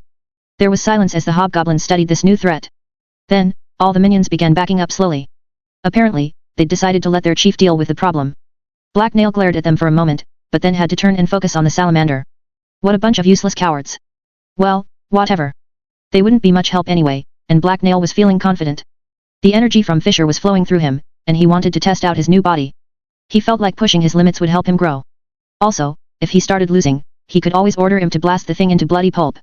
Stepping forward, Black Nail drew his blade and met the salamander's gaze. They stared each other down, like beasts before a kill. Black Nail stared at where the creature's eyes would have been if it hadn't been born eyeless. It knew he was there, right? Black Nail was going to feel silly if he was posturing for no reason. Suddenly, the creature reared up and hissed at Black Nail, revealing rows of needle-like teeth. Apparently, it could sense the hobgoblin's location. Black Nail had mixed feelings about that. Stay back, Black Nail told his minions before lunging toward the mutant. The hobgoblin chief held his blade ready as he charged at his foe. The salamander reacted by hissing again and then rearing back as if to strike. However, before Black Nail got anywhere near its striking range, the mutant's head jerked forward, and it opened its mouth. Confused, Black Nail stared at its countless pointy teeth and pink gums. What? That posture was just making the salamander vulnerable. Then, as the hobgoblin continued to move closer, the empty space between the beast's jaws began to ripple and glow. Black Nail reacted instantly. He stopped his charge and threw himself to the side. He was just in time. A blast of green flew through the space he'd been occupying a second ago and hit the cave wall. The power splashed against the stone and started sizzling as it dripped down. As Black Nail rolled to the side, he glanced over and saw the green liquid begin to bubble as it ate through the rock. He instantly decided that not getting hit by that sludge was his new #1 priority. Black Nail jumped to his feet and raised his sword, but the blind salamander hadn't remained still after launching its first attack. With eerie precision, its eyeless head tracked Black Nail's movements, and then it opened its jaws again. Black Nail was paying attention. The second he saw the air distort, he jumped to the side. Another green missile shot past him as he charged the salamander again. The mutant apparently couldn't fire its magical blasts in quick succession, because Black Nail was able to close the distance without having to dodge again. The salamander just hissed and readied itself to meet him. Running past several tall rocks, Black Nail raised his blade and then slashed down at the creature's head. It reared back and opened its mouth, as if to try and bite down on the blade, so Black Nail adjusted his swing. The hobgoblin grinned as his sword sliced right toward the mutant's exposed neck. It didn't connect. Without warning, Salamander's tail came out of nowhere. The long appendage slammed into Black Nail's side with a loud crack that knocked the air from his lungs, and he was sent flying away. On Winter's Wings 5. Carried by the force of the giant salamander's blow, Black Nail flew through the air and slammed into the cave wall. There was a loud crack from his spine as it impacted the uneven stone surface. Then, he slid down the wall and hit the floor. Ouch! Pain stabbed through Black Nail's entire body. He was more than a little disoriented, but he immediately found the strength to jump to his feet. The memory of what the salamander's acidic magic had done to the rock wall was still fresh in his mind, and he desperately wanted to avoid finding out what getting hit by that felt like. Black Nail got ready to dodge another attack by the blind salamander, but it didn't come. Instead, he saw a shimmering ball of force fly by and hit the salamander in the side. The mutant creature hissed violently as it was knocked sideways by the impact. It skidded and stumbled across the cave floor until it hit a stalagmite, but it didn't appear too hurt. Black Nail glanced over and saw Imp standing at the cave entrance with his staff pointed at the mutant. Behind him, several other hobgoblins were cautiously peeking out from behind cover. Black Nail scowled at them. He hated looking weak in front of his minions. I didn't need help. I had it right where I wanted it. It smashed you into a wall, Imp pointed out. Exactly, I was fooling it into dropping its guard, Black Nail replied arrogantly before huffing in indignation. Wait, why did his side feel wet? Reaching down, Black Nail touched his ribs and his hand came away covered in blood. The salamander's tail was studded with small sharp crystals. One of them must have cut him. Black Nail grunted. Now he wanted to return the favor and headbutt the salamander using his new horns. That would probably be a terrible strategy, though. Imp's expression was carefully blank. Ah, then you're a very good pretender, boss. You sure fooled me too. Of course I did. I'm one of the best actors ever. I hunt a lot of humans that way, Black Nail agreed in satisfaction as he turned to focus on the salamander again. It was getting back on its feet, and it looked about as mad as an eyeless salamander could look. Shoot it again, Black Nail told Imp. There was an amused-sounding sigh from Imp as he obeyed. Another magical strike lashed out of his staff. However, this time the blind salamander sensed it coming somehow. It jumped to the side and dodged the blast. Imp was capable of creating bigger blasts, but he was probably keeping the power down so that he didn't start a cave-in. A small blast was all the distraction that Black Nail needed, though. Now it's mine, he yelled as he charged the creature. Black Nail wouldn't normally do something stupid like seeking out a one-on-one fight, but he wanted to test himself. He suspected that facing some real danger and pushing himself to his limit was the only way he was going to figure out how his new mutant body really worked, and not understanding himself was unacceptable. When Black Nail had first become a hobgoblin, his old master Cedar had literally beat the value of discipline into him. However, you couldn't control yourself without first knowing yourself. Every moment of ignorance invited ruin. The pale salamander reacted quickly to Black Nail's charge. It scrabbled over to a tall rock, so its flank was protected from imp, and then it shot another green blast at Black Nail. The hobgoblin chieftain lunged to the side, but he stumbled over a loose rock at the last second. Apparently, he was still a little unsteady on his feet. Thankfully, the salamander's magical attack didn't hit him. It zoomed right past, missing by less than an inch, and actually eating through the edge of his cloak. Grimacing, Black Nail caught his balance and resumed his charge toward the blind salamander. That had been a little too close for comfort. The salamander was too close now for it to try another acid blast, so it decided to meet Black Nail's charge. It scrambled out from behind the rock and lunged at him. As they closed, the pale mutant opened its mouth wide. At the same time, Black Nail raised his sword and prepared to strike. Just as the salamander began to bite down, he spun out of the way. Then, he ducked under the tail swipe that followed and slashed the creature's side. There was a hiss of pain from the mutant as it spun around to bite him, but Black Nail leaned back away from the strike and countered by slashing the creature's neck. He was then forced to jump back as the salamander reared up and slashed at his face with a clawed forelimb. Black Nail's body ached from his previous wounds, but he was steely calm as he twisted around and caught his balance. Through the pain, he could feel his body and the magic within it. The power that radiated from this cavern was still flowing around him and seeping into his blood. It was similar to how elixir worked, but Black Nail was now aware of one big difference. Instead of pooling and building up in his blood, the magic was being drawn away into a single point within the center of his chest. That was why he hadn't been able to feel the power before. Yes, now Black Nail could really fight. There was an enraged growl from the blind mutant and it snapped at Black Nail again. The hobgoblin dodged to the side and reached down within himself. He sought out the core where his power was resting. He could feel it, it burned bright like a star. Really, he had no idea how he'd managed to stay ignorant of its existence until now. At Black Nail's command, power surged out of the burning core, filling his body. It was very similar to drinking elixir, and it empowered him the same way. A bloodthirsty smile appeared on Black Nail's face as he lunged at the giant salamander.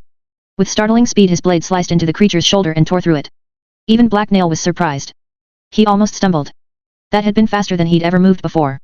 The blind salamander was bleeding from several wounds now, but it was far from finished. While Black Nail was admiring himself, it jumped back and shot a blast of acid at him. Tapping into his new strength, Black Nail sidestepped the magical strike and then lunged forward. As his blade sliced down at the creature's head, the beast dodged to the side and swung at the hobgoblin with its tail. Instead of hopping back again, Black Nail decided to have some fun. He jumped over the crystal-studded tail as it whipped his way. Then, as he flew toward the blind salamander, he raised his blade high up above his head dramatically. The salamander had time to react. It reared back as if in preparation to strike at Black Nail while he was still in the air. However, Black Nail had anticipated that. He pulled power out of his bright core and dragged it up into his head. His thoughts grew clearer and faster, even as the furious power made focusing on anything but itself harder. Then, Black Nail snarled and pushed the power out at the salamander. The magic rippled as it shot through the air and slammed into the salamander. The eyeless creature shivered as the power tore into it, and then it froze from terror. The wave of fear had overwhelmed its mind for a moment. That was all the time Black Nail needed. As he fell toward the salamander, he swung down at its neck with all his power. His muscles strained as metal met flesh, but the blade cut through skin and sliced into the creature. Blood sprayed out of the wound as a large artery was severed, and a gurgling sound escaped the creature's throat. As Black Nail kicked the salamander's shoulder and used the leverage to tug his blade free, the beast spasmed violently and then collapsed onto the cave floor. A pool of shimmering dark blood swiftly began expanding out from its body as it lay completely still. Laughing gleefully, Black Nail hopped over the blood and gave the corpse a kick. He'd won and grown stronger doing it. Was there any better feeling than cutting your enemies apart? A few seconds later, Black Nail relaxed and took a series of deep breaths. His euphoria quickly faded and was replaced by weariness as he wiped his blade clean and sheathed it. As he looked down at his fallen foe, he could feel what he suspected was magic radiating out from its body now that it was dead. Black Nail closed his eyes for a moment and let himself feel what was going on around him. His own body seemed to be pulling that power in and draw it into his core, where it was stored for later use. Congratulations on your incredible victory, boss, Ferrer announced as he led the other hobgoblins over to Black Nail's side. Imp gave Black Nail a quick nod, and then the mage walked over to the fallen salamander and pulled out a long knife. Kneeling down, he began cutting into its belly. A moment later, he reached in up to his elbow, and began rummaging around for its core. Blood got everywhere, but Imp didn't seem to care.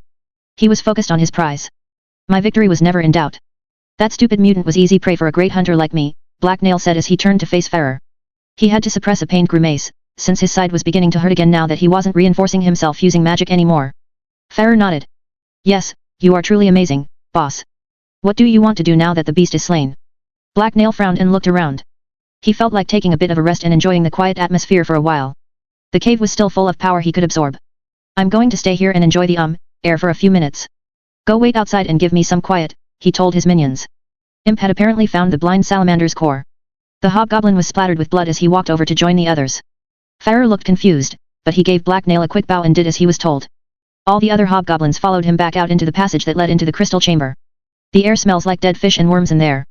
Why would the chief? A hobgoblin observed as they walked out. His companion just silenced him with a stern look, and then they were out of sight. When all his minions were gone, Black Nail walked over to the crack in the wall.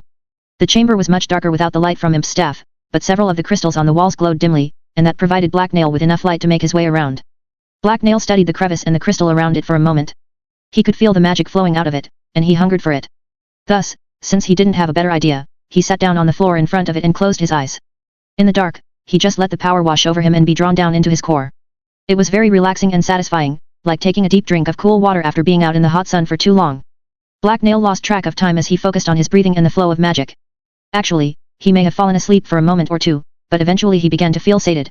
He also knew that he couldn't sit there forever, so he reluctantly climbed to his feet. Making his way through the dark chamber, he walked out to join his minions in the passage. Several of them were napping, but a few swift kicks got everyone up and moving.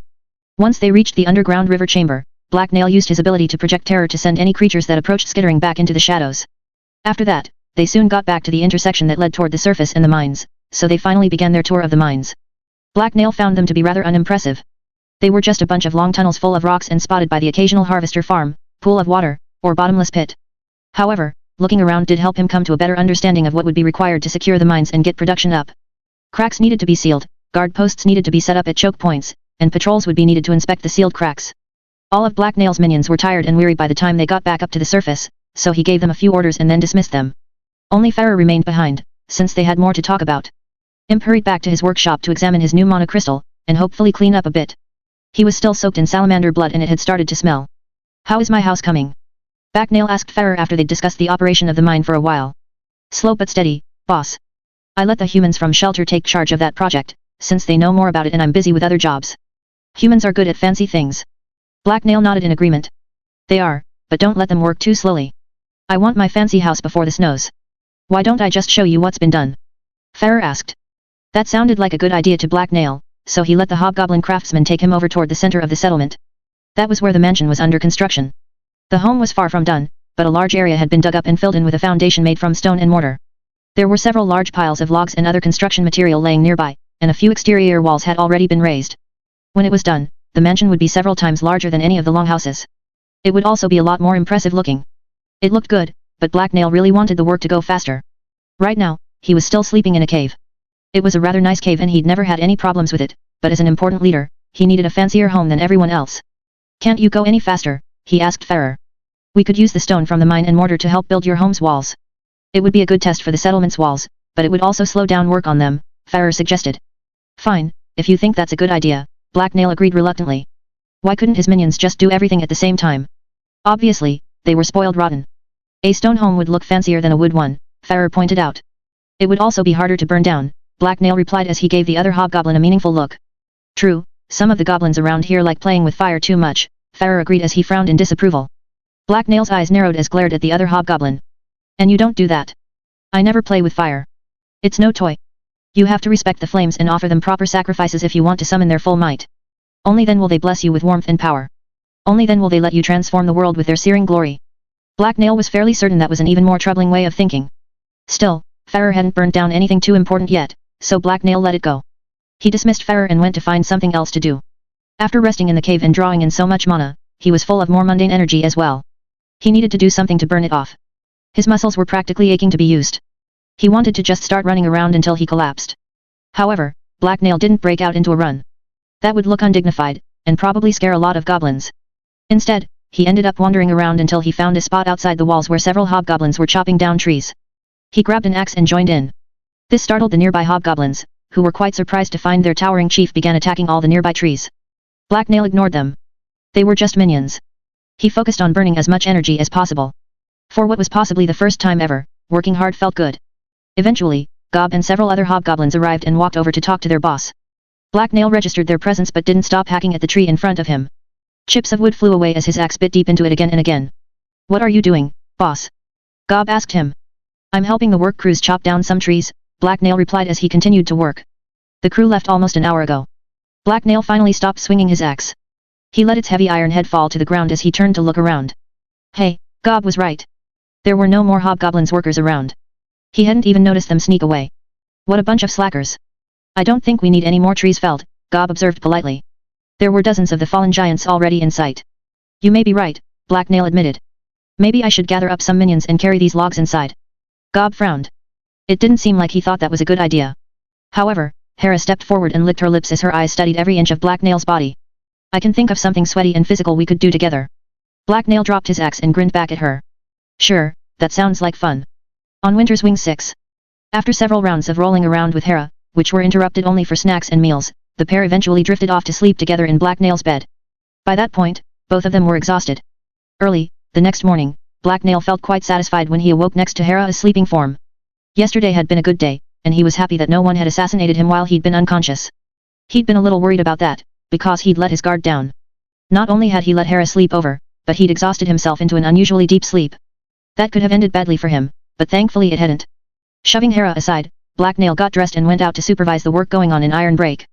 As the leader, it was his duty to make sure that there was as little slacking off as possible going on. However, since the settlement was populated mostly by goblins, he knew he had his work cut out for him.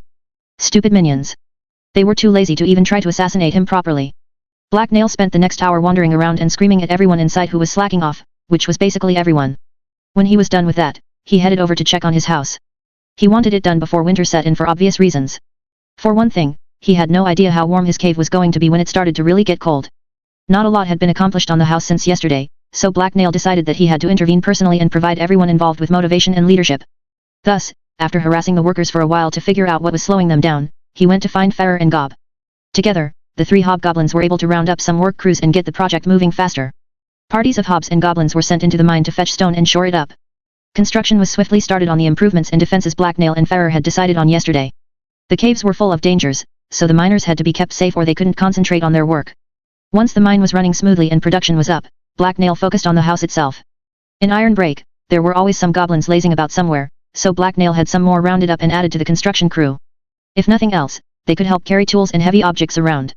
The mansion required a lot of stone and lumber and there was a shortage of wagons.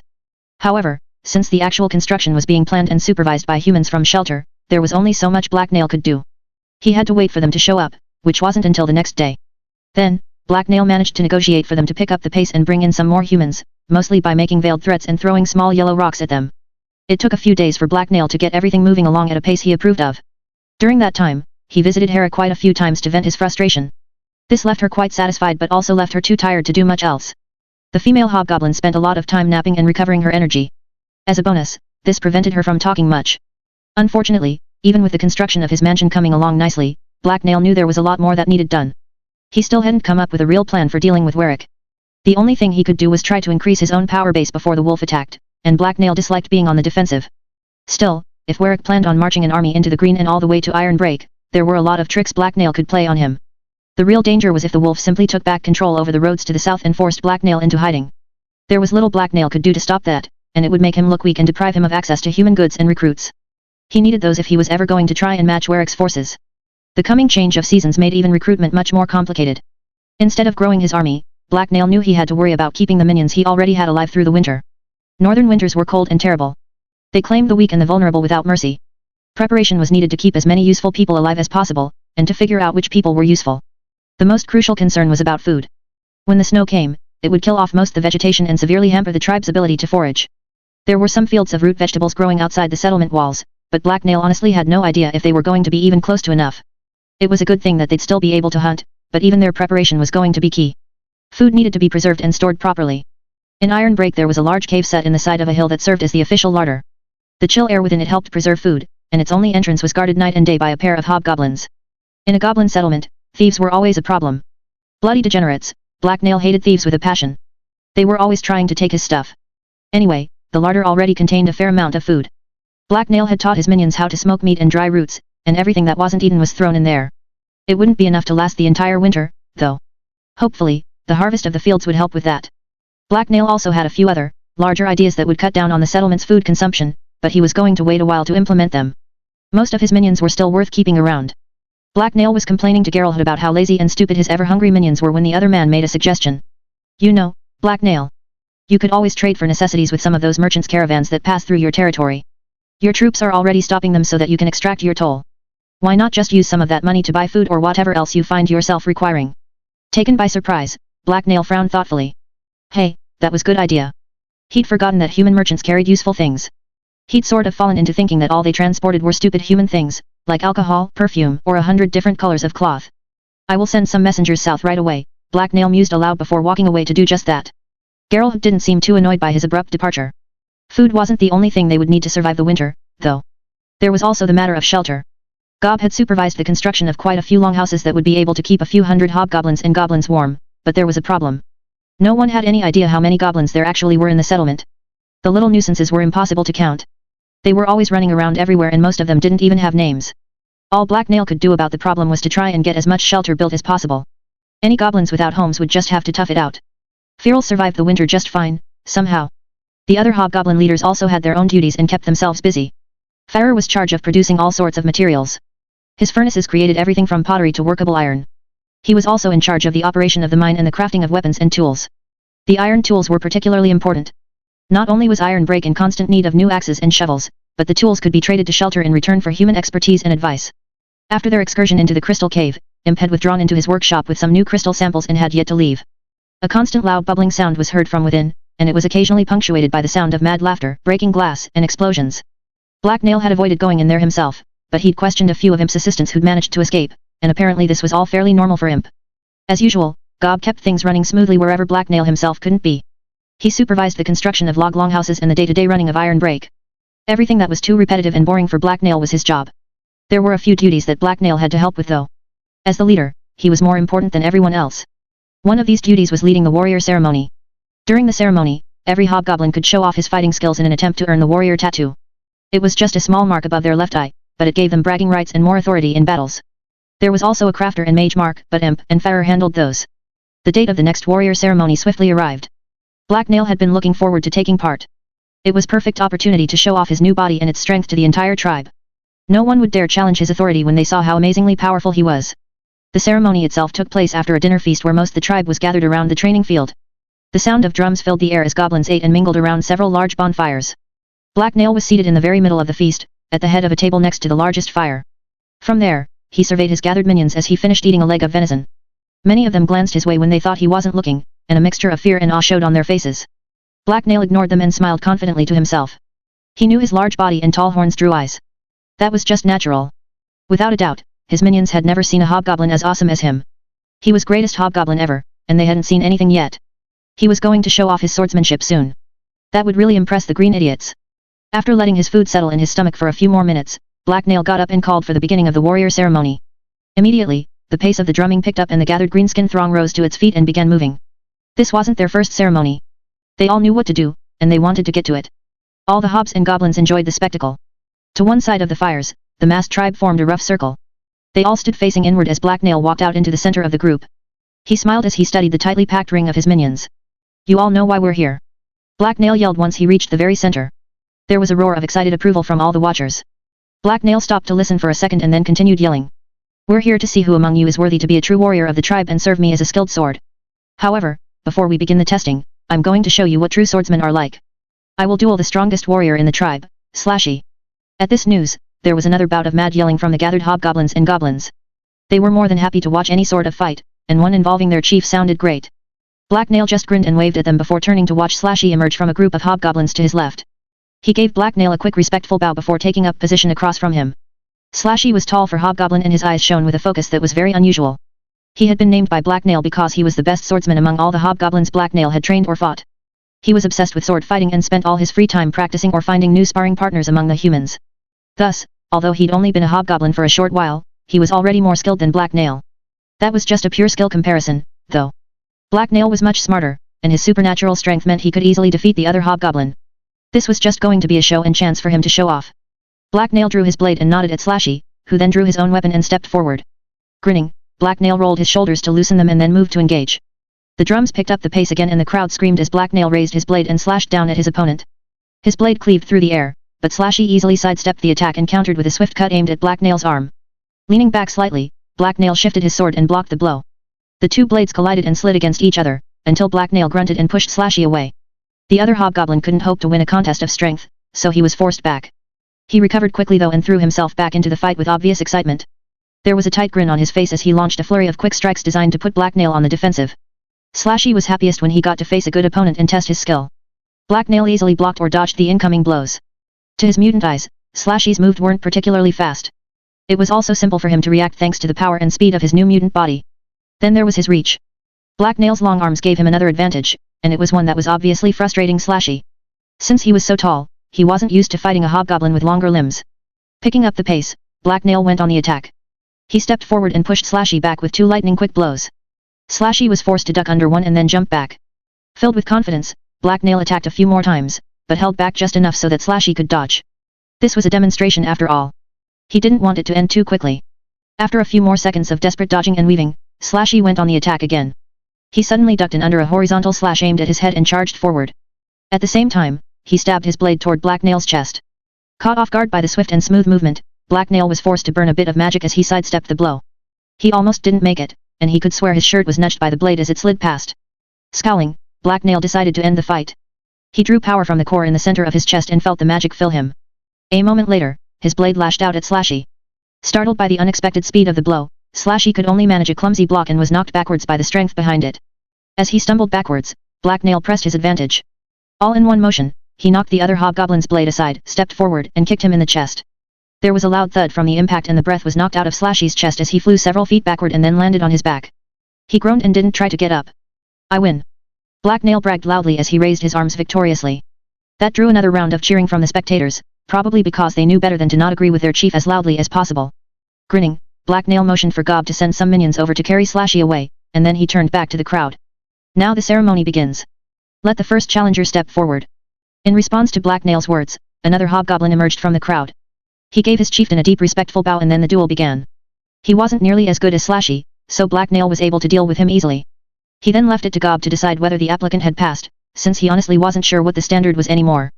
His new body made measuring his opponent's skill accurately hard. Everyone seemed equally weak. After that, the sky overhead began to darken as Black Nail fought several more bouts. None of the contestants stood out, and the cheers from the crowd slowly grew quieter as even the audience tired out. That was when the last contestant stepped forward. Instantly, Black Nail realized that something was different about him. He was average-sized for a hobgoblin but dressed almost like a human. He wore dark leather jacket over a tan shirt and leather pants. The outfit was not only clean but even seemed to match. On his head, he had 2 small black horns. They had a twisted shape and were surrounded by short black hair. Black Nail eyed the new hobgoblin curiously. There was something going on here. The applicant's dark eyes shone with emotion and there was a tight grin on his face. He seemed almost smug about something. "Well, whatever." Black Nail raised his weapon and signaled for the challenge to start. His opponent hurriedly drew his own blade and eagerly stepped forward. The light from the fire reflected off the steel of his weapon in an odd way that drew Black Nail's attention. Was there something smeared on the blade? Wait, was that poison? Was this an assassination attempt? On Winter's Wing 7. The well-dressed hobgoblin with black hair smirked as he approached Black Nail. His poison-stained blade was up in an aggressive position, but Black Nail wasn't too worried. There was no way some random hobgoblin he'd never seen before was going to be a good enough fighter to cut him, especially now that he was aware of the poison. As a mutant, there was a good chance he was immune to the poison as well, although that would be a stupid thing to put to the test. Confidently, Black Nail stepped forward and unleashed a swift slash at his opponent's side. Startled, the warrior applicant was forced back as Black Nail kept him off balance with a series of heavy blows that he struggled to block. Black Nail used this time to think. What did he want to do here? The simplest thing to do would be to cut this conniving hobgoblin down. It would be easy, and no one would care, but was it the right move? Black Nail had to admit that this hobgoblin's behavior made him curious. He stood out from the crowd, and technically Black Nail had never said applicants couldn't poison their weapons during the warrior challenge. He was honestly surprised that no one had tried it before. Pivoting to the side, the dark-haired hobgoblin managed to dodge a blow from Black Nail and earn himself a second of respite. He used that moment to quickly slash at Black Nail's outstretched arm. The attack was fast but light, and wouldn't have done more than scratch Black Nail, but he dodged it anyway. Even a tiny cut would spread the poison on the blade. After stepping back and raising his guard, Black Nail gave his opponent a smug grin. This caused the well-dressed hobgoblin to lose his own grin and begin to look nervous. He paled slightly and glanced sideways to avoid his chieftain's knowing gaze. He was obviously afraid that his scheme had been discovered. "You're going to have to do better than this," Black Nail said. The applicant just grunted sourly in response. Holding back his true strength, Black Nail chuckled and launched a new series of controlled attacks. His opponent managed to block or dodge all the strikes and even counter with a few quick cuts of his own, but Black Nail taunted his opponent by easily avoiding each of them at the very last moment. This quickly led the well-dressed hobgoblin to grow even more nervous and fearful looking. He'd begin to suspect that Black Nail was playing with him. Grumbling something, the hobgoblin dodged a slow slash and stepped closer to Black Nail. Then, he raised a upturned wrist to his mouth and exhaled strongly at Black Nail's face. Almost invisible in the dark, a cloud of dust flew through the air between them and right at Black Nail's eyes.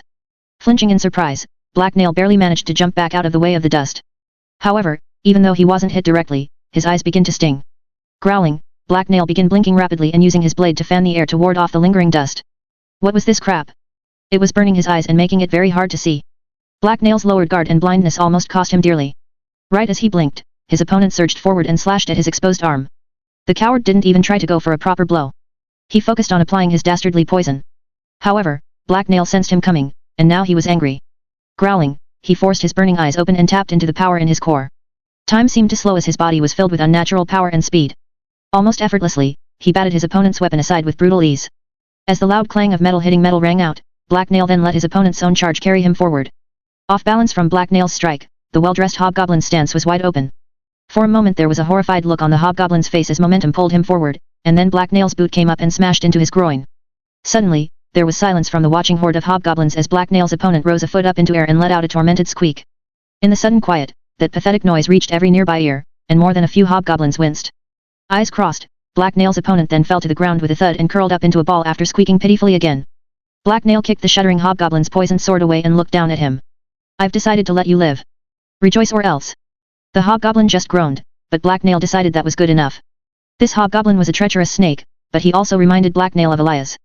Just a smarter and more ambitious, which was natural since he was a hobgoblin. Thus, teasing him was just too much fun, and killing him would be a waste. Besides, Black Nail knew he couldn't trust any hobgoblins, except maybe Gob. Having one obvious backstabber around wouldn't make much of a difference. It would just help motivate Black Nail to stay on guard and help him figure out who was plotting against him. This hobgoblin would naturally draw other disloyal minions to him, exposing them. All Black Nail had to do was watch him carefully. You also passed the warrior ceremony, so see Gob about getting your tattoo, after you thanked me, Black Nail explained. Thank you, boss, the hobgoblin mumbled painfully as he climbed to his feet.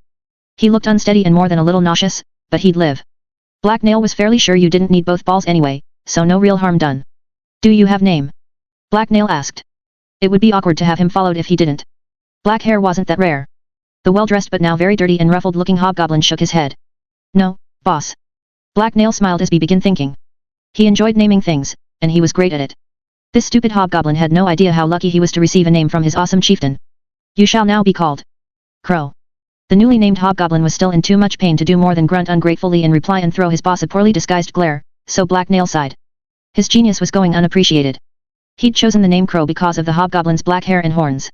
The fancy way he dressed and took care of his appearance also reminded Black Nail of the stuck-up birds. Lastly, Black Nail knew crows to be completely untrustworthy birds that would murder everyone if they could. They were like horses that way.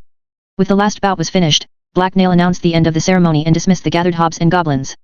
At his command, there was one last cheer from the mob before they began to wander off. Satisfaction filled Black Nail as he watched them go. The ceremony had fulfilled its purposes. Now Black Nail had a few more warriors and the entire tribe had seen his new might and cunning. Hobgoblins were natural schemers, but now even the most ambitious of them would tread carefully around their chieftain. Black Nail grinned proudly. Those that did try to move against him would probably try to gather allies such as Crow, which would play right into Black Nail's hands. He was so smart. Handsome too. No other hobgoblin stood a chance against him, and when Warwick was dead, he could say the same thing about humans. All the nearby hobs and goblins scattered out of Black Nail's way as he walked over to Gob. They spoke for a few minutes and Black Nail ordered Crow watched. Gob wanted to kill the treacherous hobgoblin, but Black Nail talked him out of it. It was getting boring around here. There had been almost no attempts on Black Nail's life over the past while, which meant the would-be assassins were getting smarter and sneakier. Hopefully, Crow would lure some of them out. After his talk with Gob was over, a tired-out Black Nail yawned and went to bed. The next morning, a cold wind was blowing down from the north when Black Nail pushed aside the tanned hide that covered his cave's entrance and stepped outside. He shivered as he studied the distant northern mountains and their snowy peaks. The trees at the edge of the forest were now covered in red and brown leaves that were beginning to come loose and drift down to the ground. Winter was almost upon him. Black Nail considered the scene for a few moments, and then he turned around and went back inside. A moment later, he re-emerged wearing a fur cloak that had been made from the hide of a wolf he'd slain. Its thick fur kept the cold at bay and allowed Black Nail to build up some body heat as he started walking around outside. Many of the other hobgoblins and goblins outside were also wearing heavier clothing than normal. Usually, most goblins still went around in nothing more than a loincloth, but most of the ones in sight now had on various types of shirts. Some were rough-looking and had obviously been stitched together by someone in the tribe, but others were plundered human items that had been cut down to size. On a goblin, a human shirt was a loose robe that hung down below their knees. That only made them warmer though. The cold filled Black Nail with new urgency. It was a chill reminder that his plans would all come to nothing if he didn't prepare for the coming turn of the seasons properly. Thus, he quickly walked over to the nearest cooking fire and grabbed some food from the hobgoblins there. Then, he gathered up a small escort of guards and headed for shelter. It was an easy journey now that the road between the human village and Iron Break was complete. There were no obstacles in the way and the surface of the road had been raised in most places to keep it flat and dry, although it was now covered in more than a few fallen leaves. The forest had also been pushed back at least 15 feet from the road, so it was easier to move without having to worry about being ambushed by predators.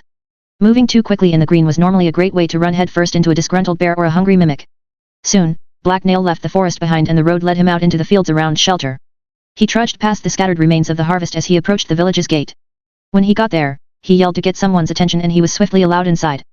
Many of the villagers still didn't like the idea of letting hobgoblins inside their home, but most of them were smart enough to realize they couldn't keep his tribe out and they benefited from staying on his good side.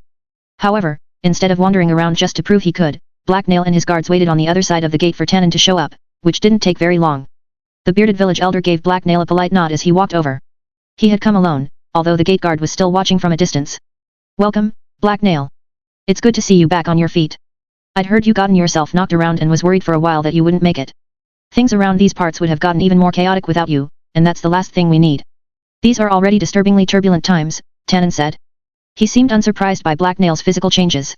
Hello, Mr. Tannen. I'm fine, better than ever really, Black Nail said as he smiled and flexed his muscles. I just came to check in on things and see how everything was going here. Leaves are falling, and the season is changing. The first frost won't be long now, Tannen agreed. But we're as ready as can be hoped. Even with all those new faces you've been dumping on us, we should have enough food to last the winter. Good, I was worried about all the human refugees that my minions have been sending north. I haven't had time to personally deal with them, so I was expecting to find them all wandering around in circles in the middle of the forest. Nothing ever gets done right unless I take charge, Black Nail whined. Tannen grinned. I can't say that they haven't been causing their fair share of problems, but all the empty homes are full of people again, and that's a nice feeling. I never thought I'd see the day. Before you showed up, shelter had been shrinking for a long time. Are you going to need more food? I can probably spare some hunters or bring some food up from the south if you're short. Black Nail didn't want to worry about helping the humans feed themselves in the middle of winter. It was better to deal with it now. Every little bit helps, but I think we'll be fine. Thanks to your goblins, we managed to plant more crops and reap a bigger harvest than usual, and the little critters mostly scavenge up their own meals. On top of that, they're also keeping other pests away. That was how we lost most of our harvest before, rats. The vermin got in everything over the winter, and what they didn't eat they despoiled with their shit. Some of them were so big they turned the tables on our cats. Black Nail nodded. Rats are nasty beasts. Goblins are always getting into fights or starting wars with them, but we're superior so we almost always win. Wars? Tannen asked with a smirk. Yes, rats don't fight fair. They try to mob goblins using their huge numbers, so goblins have to build up a swarm of their own. It gets quite bloody. Well, the goblins certainly are enthusiastic about keeping the rats away, even if I haven't seen signs of anything like a battle. Tannen laughed. Some of the critters are even building snares to trap any rats that get too close to the supplies. It's rather amusing to watch them build the contraptions. Most of them don't work, but they're always trying new designs. We've had to crack down on trophy taking though. Having piles of rat skulls everywhere isn't clean or appealing. Black Nail talked to Tannen for a few more minutes and then went off to find Geralt and the others. The former bandits stayed in shelter most the time. No one had anything all that important or interesting to say though, so Black Nail soon found himself headed back to the gate. On the way he passed by villagers going about their business. On top of the usual chores, many of the homes were being repaired to make room for new arrivals. Black Nail got more than a few glances, but both the refugees and original inhabitants of shelter were used to hobgoblins by now, even if they still weren't comfortable around them. That didn't bother Black Nail. Even he thought getting comfortable around hobgoblins was a stupid idea. Over the next few days, the temperature stayed chilly and the north wind blew regularly. After a week, Black Nail decided that he couldn't put the next phase of his plans off any longer, even if it meant slowing down all the work going on at Iron Break. It was time to spread the tribe out so that it would be easier to feed them over the winter. Black Nail sent a runner to find Gob and called a meeting of all his lieutenants. Kida wasn't invited. There were already 3 major goblin settlements under Black Nail's control. There was Iron Break, the settlement on the way to Hurst Crest, and the forward base to the south. Black Nail had been building up all 3 so that they could shelter as many goblins and hobgoblin as possible. We're going to move a lot of goblins out of Iron Break into the other bases, Black Nail explained to Gob and Ferrer. We also need to build a bunch of hunting lodges where hobgoblins can live. We don't have much time, but we can use the branch huts that Feral built. They can be put up quickly to make warm and safe shelters. Gob threw Black Nail a salute. Right away, boss. Why are we doing this? Imp asked as he frowned in confusion. Since magic wasn't involved, he was little out of his element. Food, Ferrer replied with a snort. Black Nail nodded. We will need to hunt more when the snow comes and all the plants die, but there are too many of us here to find enough food that way. We need to spread out. We can plant larger fields next year, but that won't help us now. Will they be all right off by themselves, boss? The green is very dangerous, Ferrer remarked. You're just spoiled, Black Nail huffed in reply. Feral's life through a lot worse. These minions will have shelter, weapons, knowledge, and supplies. Hunting is easy with bows and snares. They'll be fine. Very true, Great One. Gob added in support. Since he was the boss, and everyone had to do what he said, Black Nail had his lieutenants begin organizing everything for the coming winter. Gob handled the troops, and Farrer made sure every group had the proper training and craftsmen to build and maintain a lodge.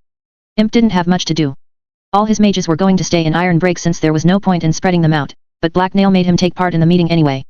You never knew when you'd want something exploded. On Winter's Wings 8. When the meeting with his lieutenants was over, and Black Nail had finished dumping all the work on them, he wandered off to bother the lazy workers finishing off his house. Glaring and yelling at them kept him busy and amused for the rest of the day. Unfortunately, it didn't seem to make them work faster. What a bunch of lazy runts. The next morning, a large mob of hobgoblins and goblins headed out of Iron Break. Obeying the commands that Black Nail had given out yesterday, they followed the road into the green on their way to the forward base. To make sure that enough goblins went, every hobgoblin was ordered to bring 3 goblins with him. This caused some grumbling, but it worked. Black Nail watched them go, and then he went to make sure none of his minions were slacking off. There was another group of getting ready to head for Hurst Crest. When he was sure Gob had everything under control, Black Nail took some guards and went to shelter. He needed Geralt to write a letter for him, since he didn't know how to read or write. Black Nail had spent some time mentally debating whether or not he should go to Hurst Crest personally, but in the end, he'd decided against it.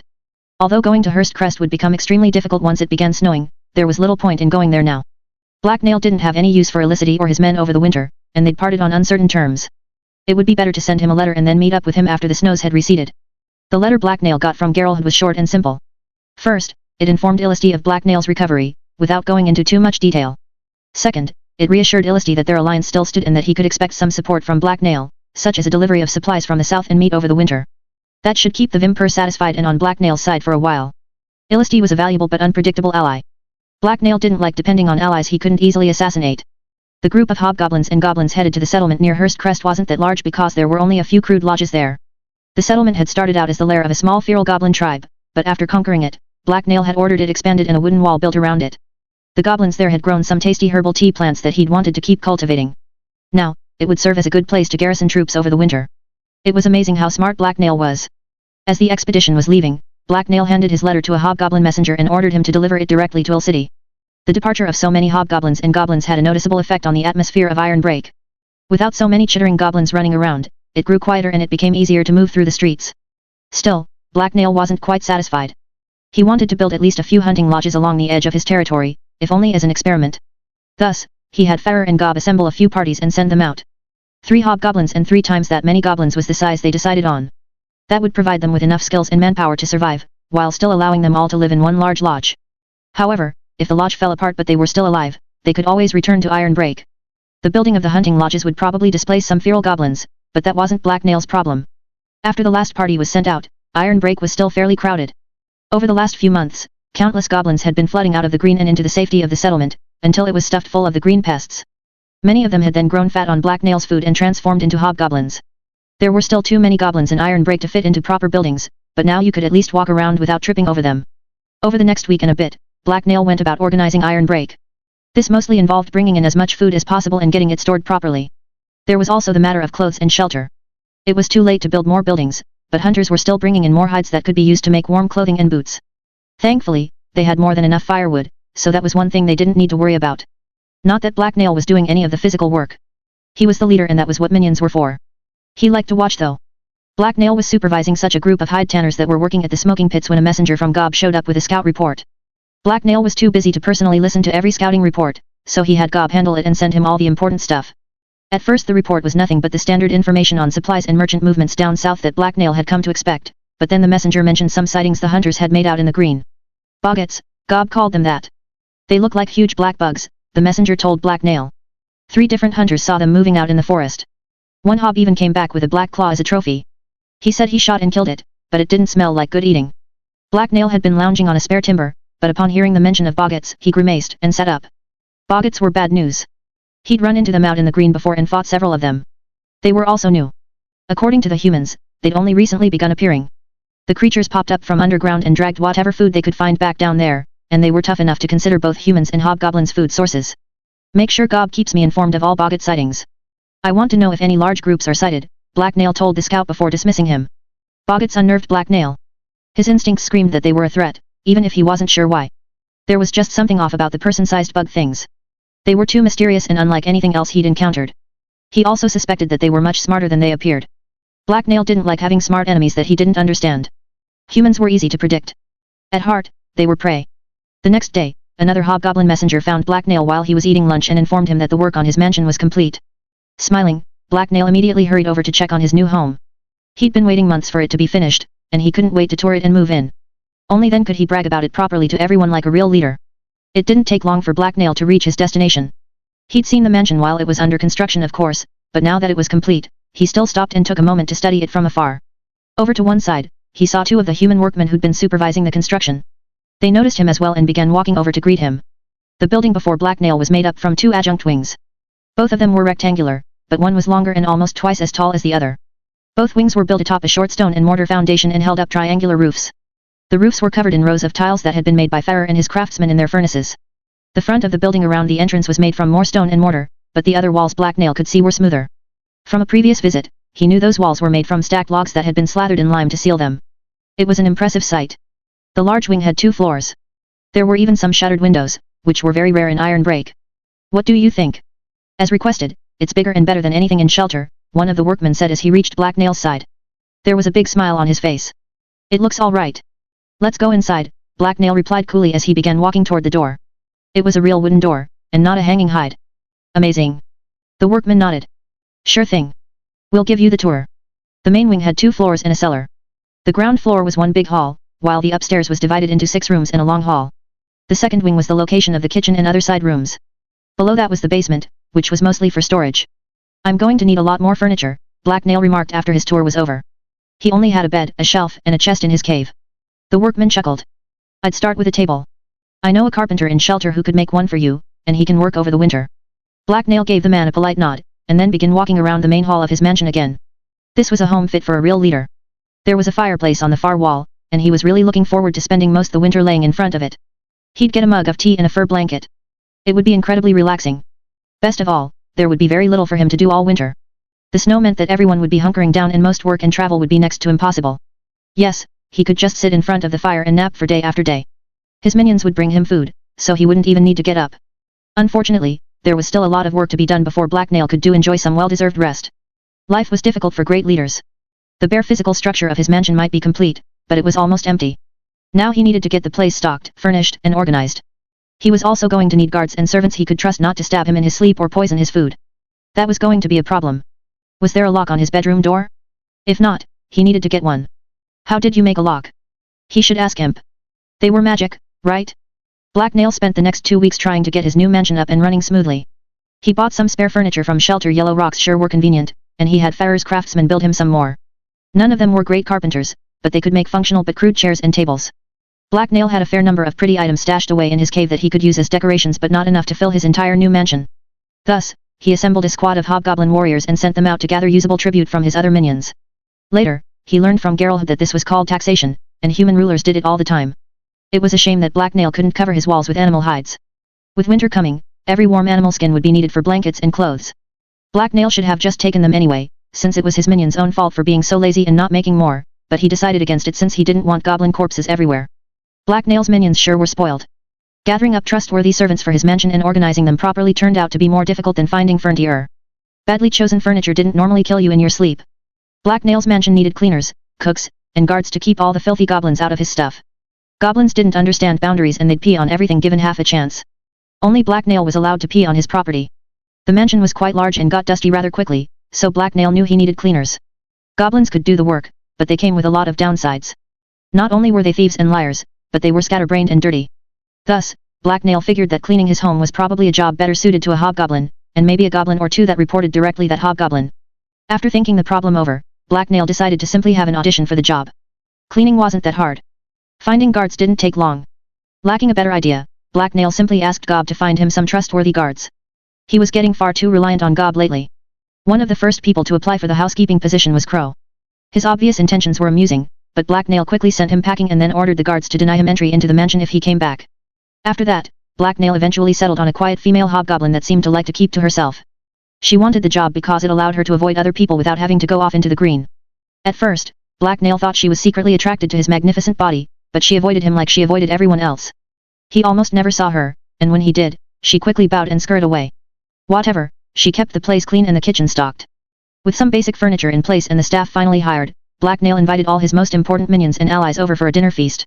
All in all, there were about 3 dozen of them, but he was able to sit them around several long tables in his new dining hall. One of the tables was actually a door laid out on some logs, but you could barely tell since it had a sheet over it. "Welcome, to my new home. I bet you're all super impressed," Black Nail announced when everyone was seated. Across the table, Gerald smiled politely.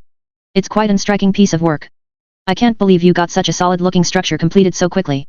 It's a lot bigger than your house," Black Nail pointed out with a smirk. Most the former bandits including Ralphie, mumbled quick replies and then began eating the food set before them, but Tannen chuckled so Black Nail turned to face him. "It's also bigger than your house, even though you're the boss of shelter." "Very true," Tannen replied as he grinned in amusement. "I'm rather comfortable in my old place, but yours is certainly larger. It suits you." Black Nail frowned thoughtfully. "Maybe, it could be bigger though." Several of the human guests full out laughed now, but Black Nail ignored them. How big of a home would be too big? It was hard to even imagine. "You've certainly got some nice big bedrooms upstairs," Kida remarked. "Which one of them is mine?" Black Nail immediately turned to glare at her. "You don't get one. They're all mine. Don't be silly.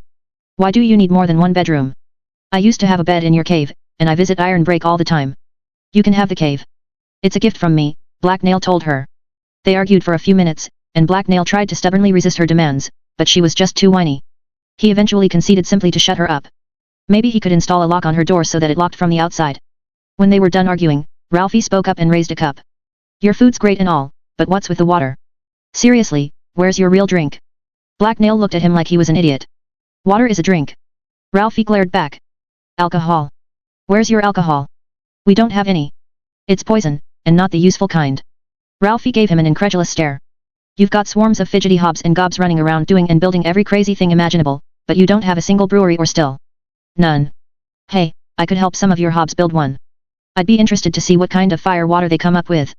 Try it and I will hang your body from the gates as a warning to others," Black Nail told him. He'd had a very bad experience with alcohol in the past, and he didn't see the point. It tasted terrible and gave you a pounding headache. Also, his minions were dumb enough without imitating humans and getting drunk. You can't have a real feast without alcohol. It's the grease on the axle wheel of society. "Have some tea.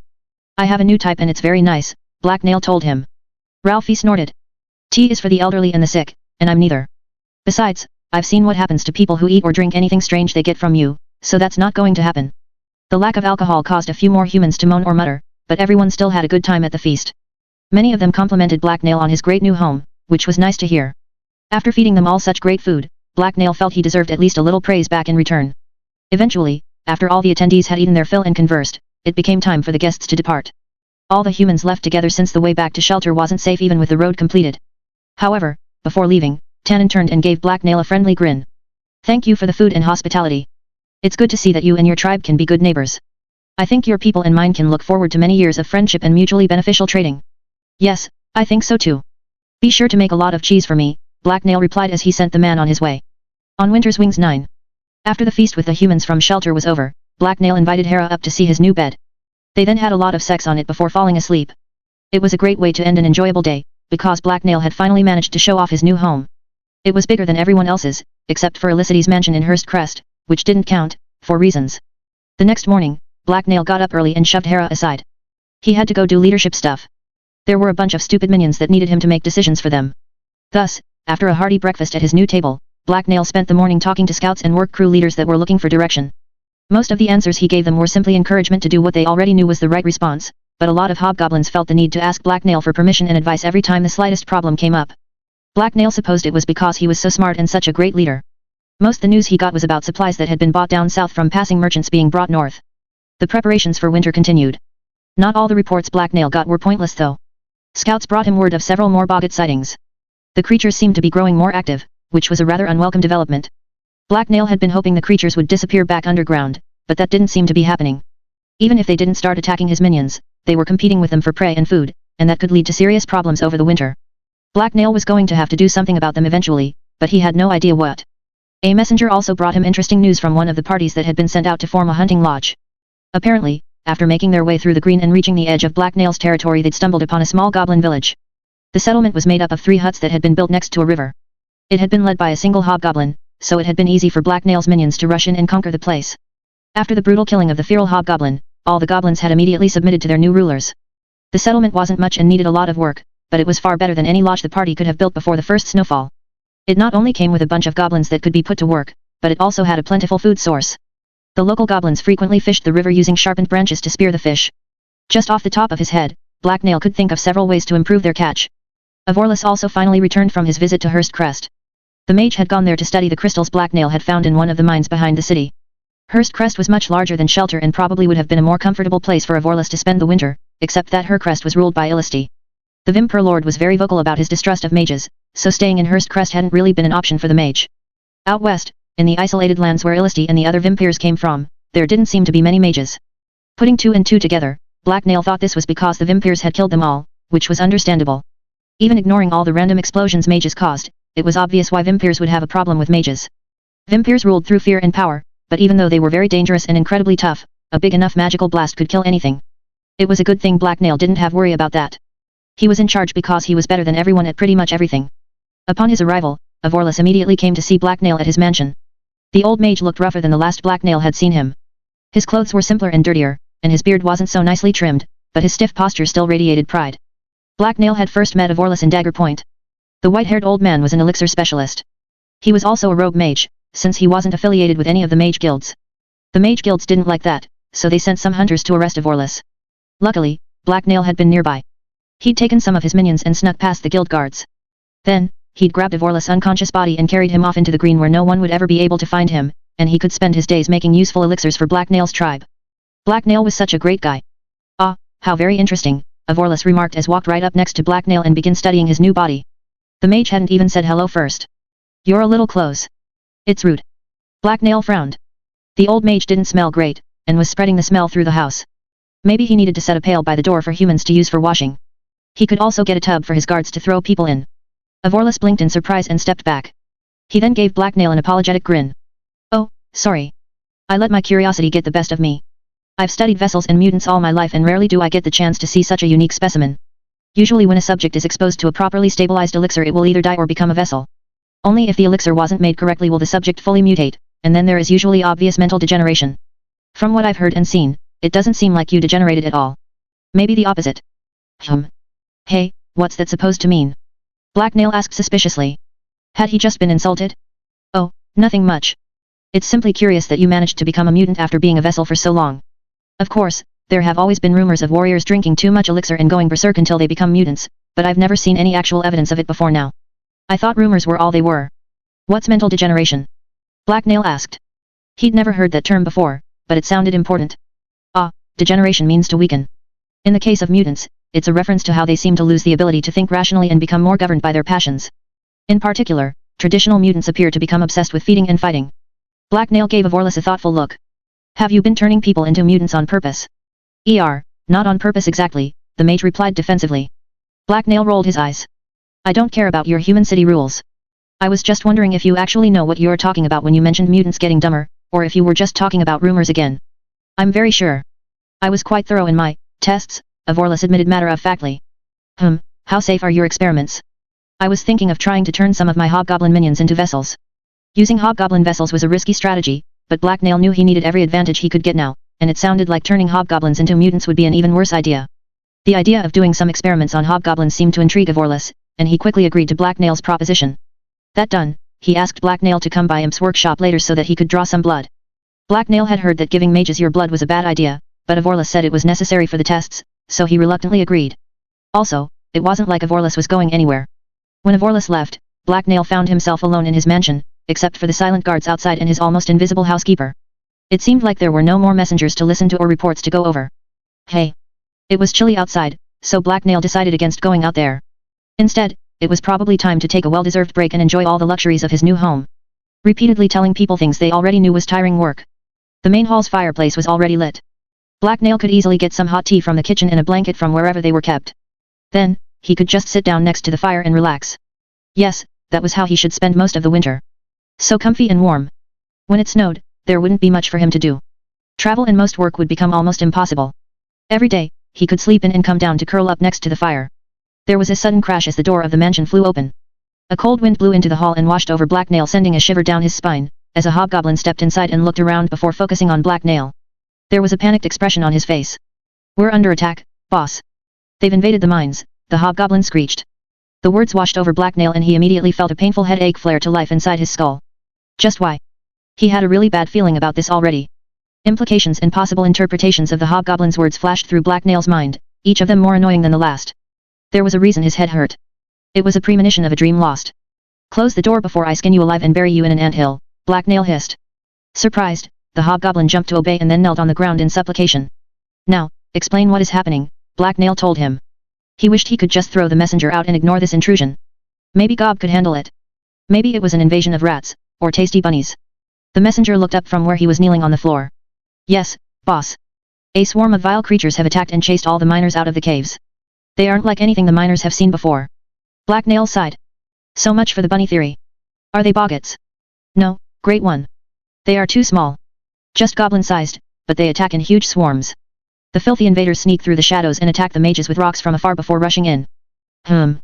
Black Nail was glad it wasn't boggats at least. If boggats were invading the mines, then Black Nail would have found himself in heaps of trouble. Not only were boggats dangerous opponents but they were mysterious and sometimes moved in large numbers. Having them attacking would be a real threat, and quite possibly a permanent one, since there was no way to completely secure the mines.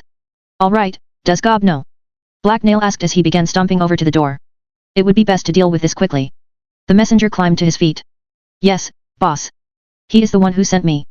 Gob is at the entrance to the mine and is gathering warriors and mages while he waits for your command. Good. Good. I'll go right there to lead the counterattack. Join me, Black Nail said as he walked outside. The hobgoblin messenger quickly followed after him, so Black Nail broke out into a run as he headed for the main mine entrance. This was an invasion after all. He shouldn't waste time, not even for a snack, even if it sounded like no one was fighting right now. Gob was right where he was supposed to be, outside the mine with 24 armed hobgoblin warriors and imp. The hobgoblin mage was holding his crystal-tipped battle staff. At Black Nail's arrival, they all gave him a quick bow, although they all did it slightly differently and at different times, so they ended up almost falling on top of each other.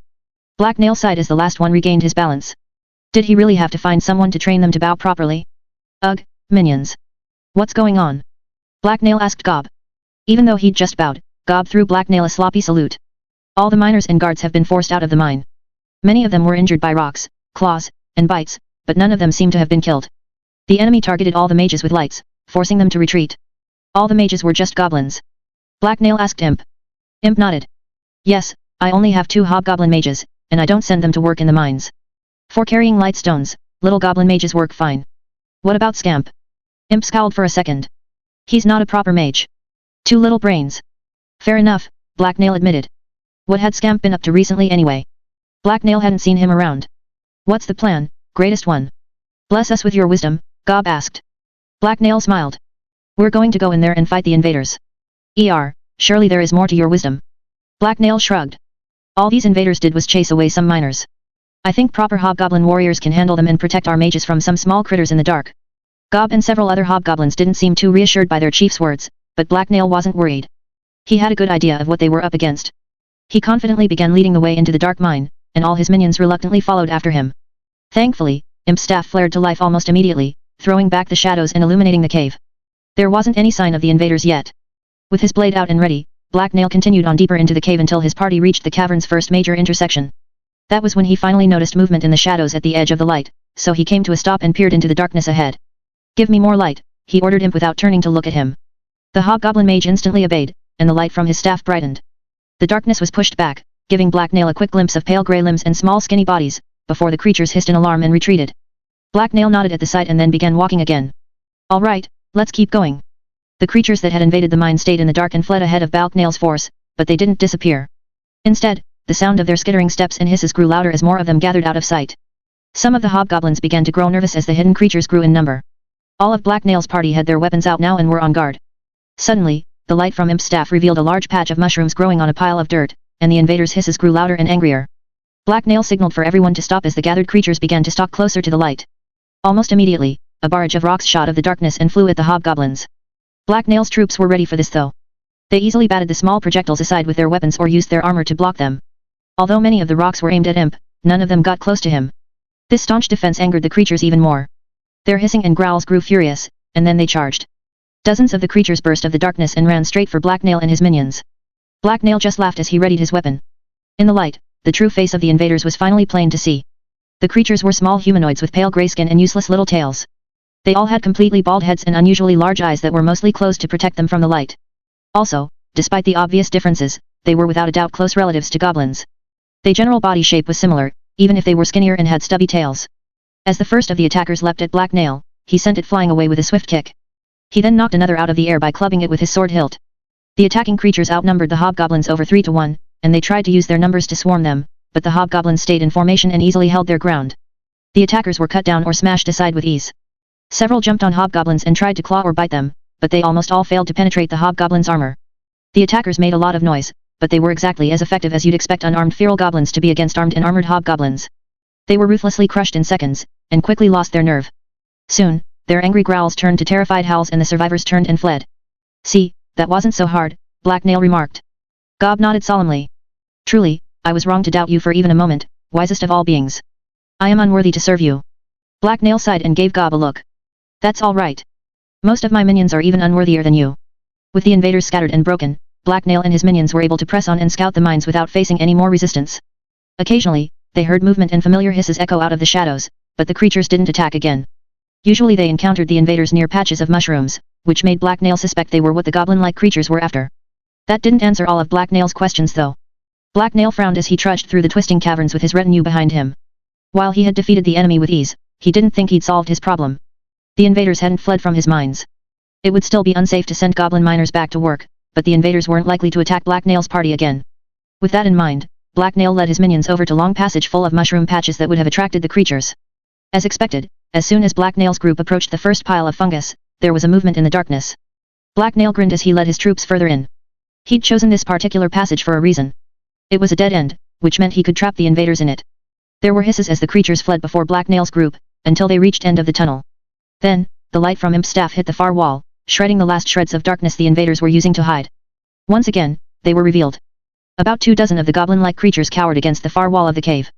They squinted and shielded their eyes from the light. Instead of ordering his troops forward to slaughter them, Black Nail took a moment to study his pathetic foe. Something was bothering him. Why were these creatures here? They were obviously cowards, so why did they attack his miners? They are terrified of hobgoblins, Black Nail could sense it clearly, and yet they'd attacked him. Since they were so goblin-like, Black Nail thought he should be able to understand how they thought. As Black Nail studied the creatures cowering before him, one of them reacted to his lack of aggression. Shaking from fear, it slowly approached him and knelt on the ground. The wretched and sickly-colored thing looked skinny and malnourished. Trog, the critter whined as it cowered. When Black Nail failed to react with violence, several other of the creatures moved to join their fellow and surrender and begin whining as well. Feeling annoyed, Black Nail just scowled down at them. The surrender of these Trogs meant nothing. Without a doubt, they'd scamper off the first chance they got, and Black Nail would never find them in the endless tunnels of the dark paths. Still, something was bothering him about this whole situation. Turning to look back the way he'd come, Black Nail's scowl deepened. Several unwelcome suspicions had begun to form in his mind. The first place he'd encountered the Trogs had been the huge mushroom forest. Why had they left it and come here, where there was danger and slimmer pickings? Unbidden, a swirl of half-remembered thoughts rose in Black Nail's mind. Had he dreamt last night? He thought he remembered a gnashing of teeth and a skittering of black claws in the dark. Endless hunger and countless mouths. Black Nail grimaced and turned to Gob. "Go gather up as many troops and mages as you can find. I want a full war party ready as soon as possible. On Winter's Wings 10. After sending Gob and Imp outside to get reinforcements, Black Nail and several minions waited for them to return at the first intersection in the cave. An unknown number of Trogs warily watched from the shadows beyond the light. One of Imp's assistants had remained behind with a crystal. Black Nail ignored the shifting darkness and the hissing of the unseen Trogs.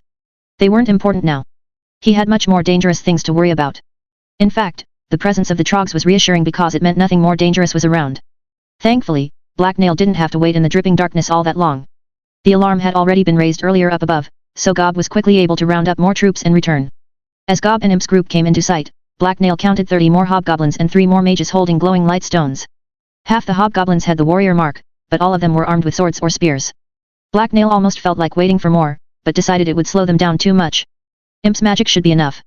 Once he reached his chief's side, Gob immediately stopped and saluted. Black Nail gave him an approving nod. "Good job." Black Nail then turned to Imp. "Did you bring your best battle magics?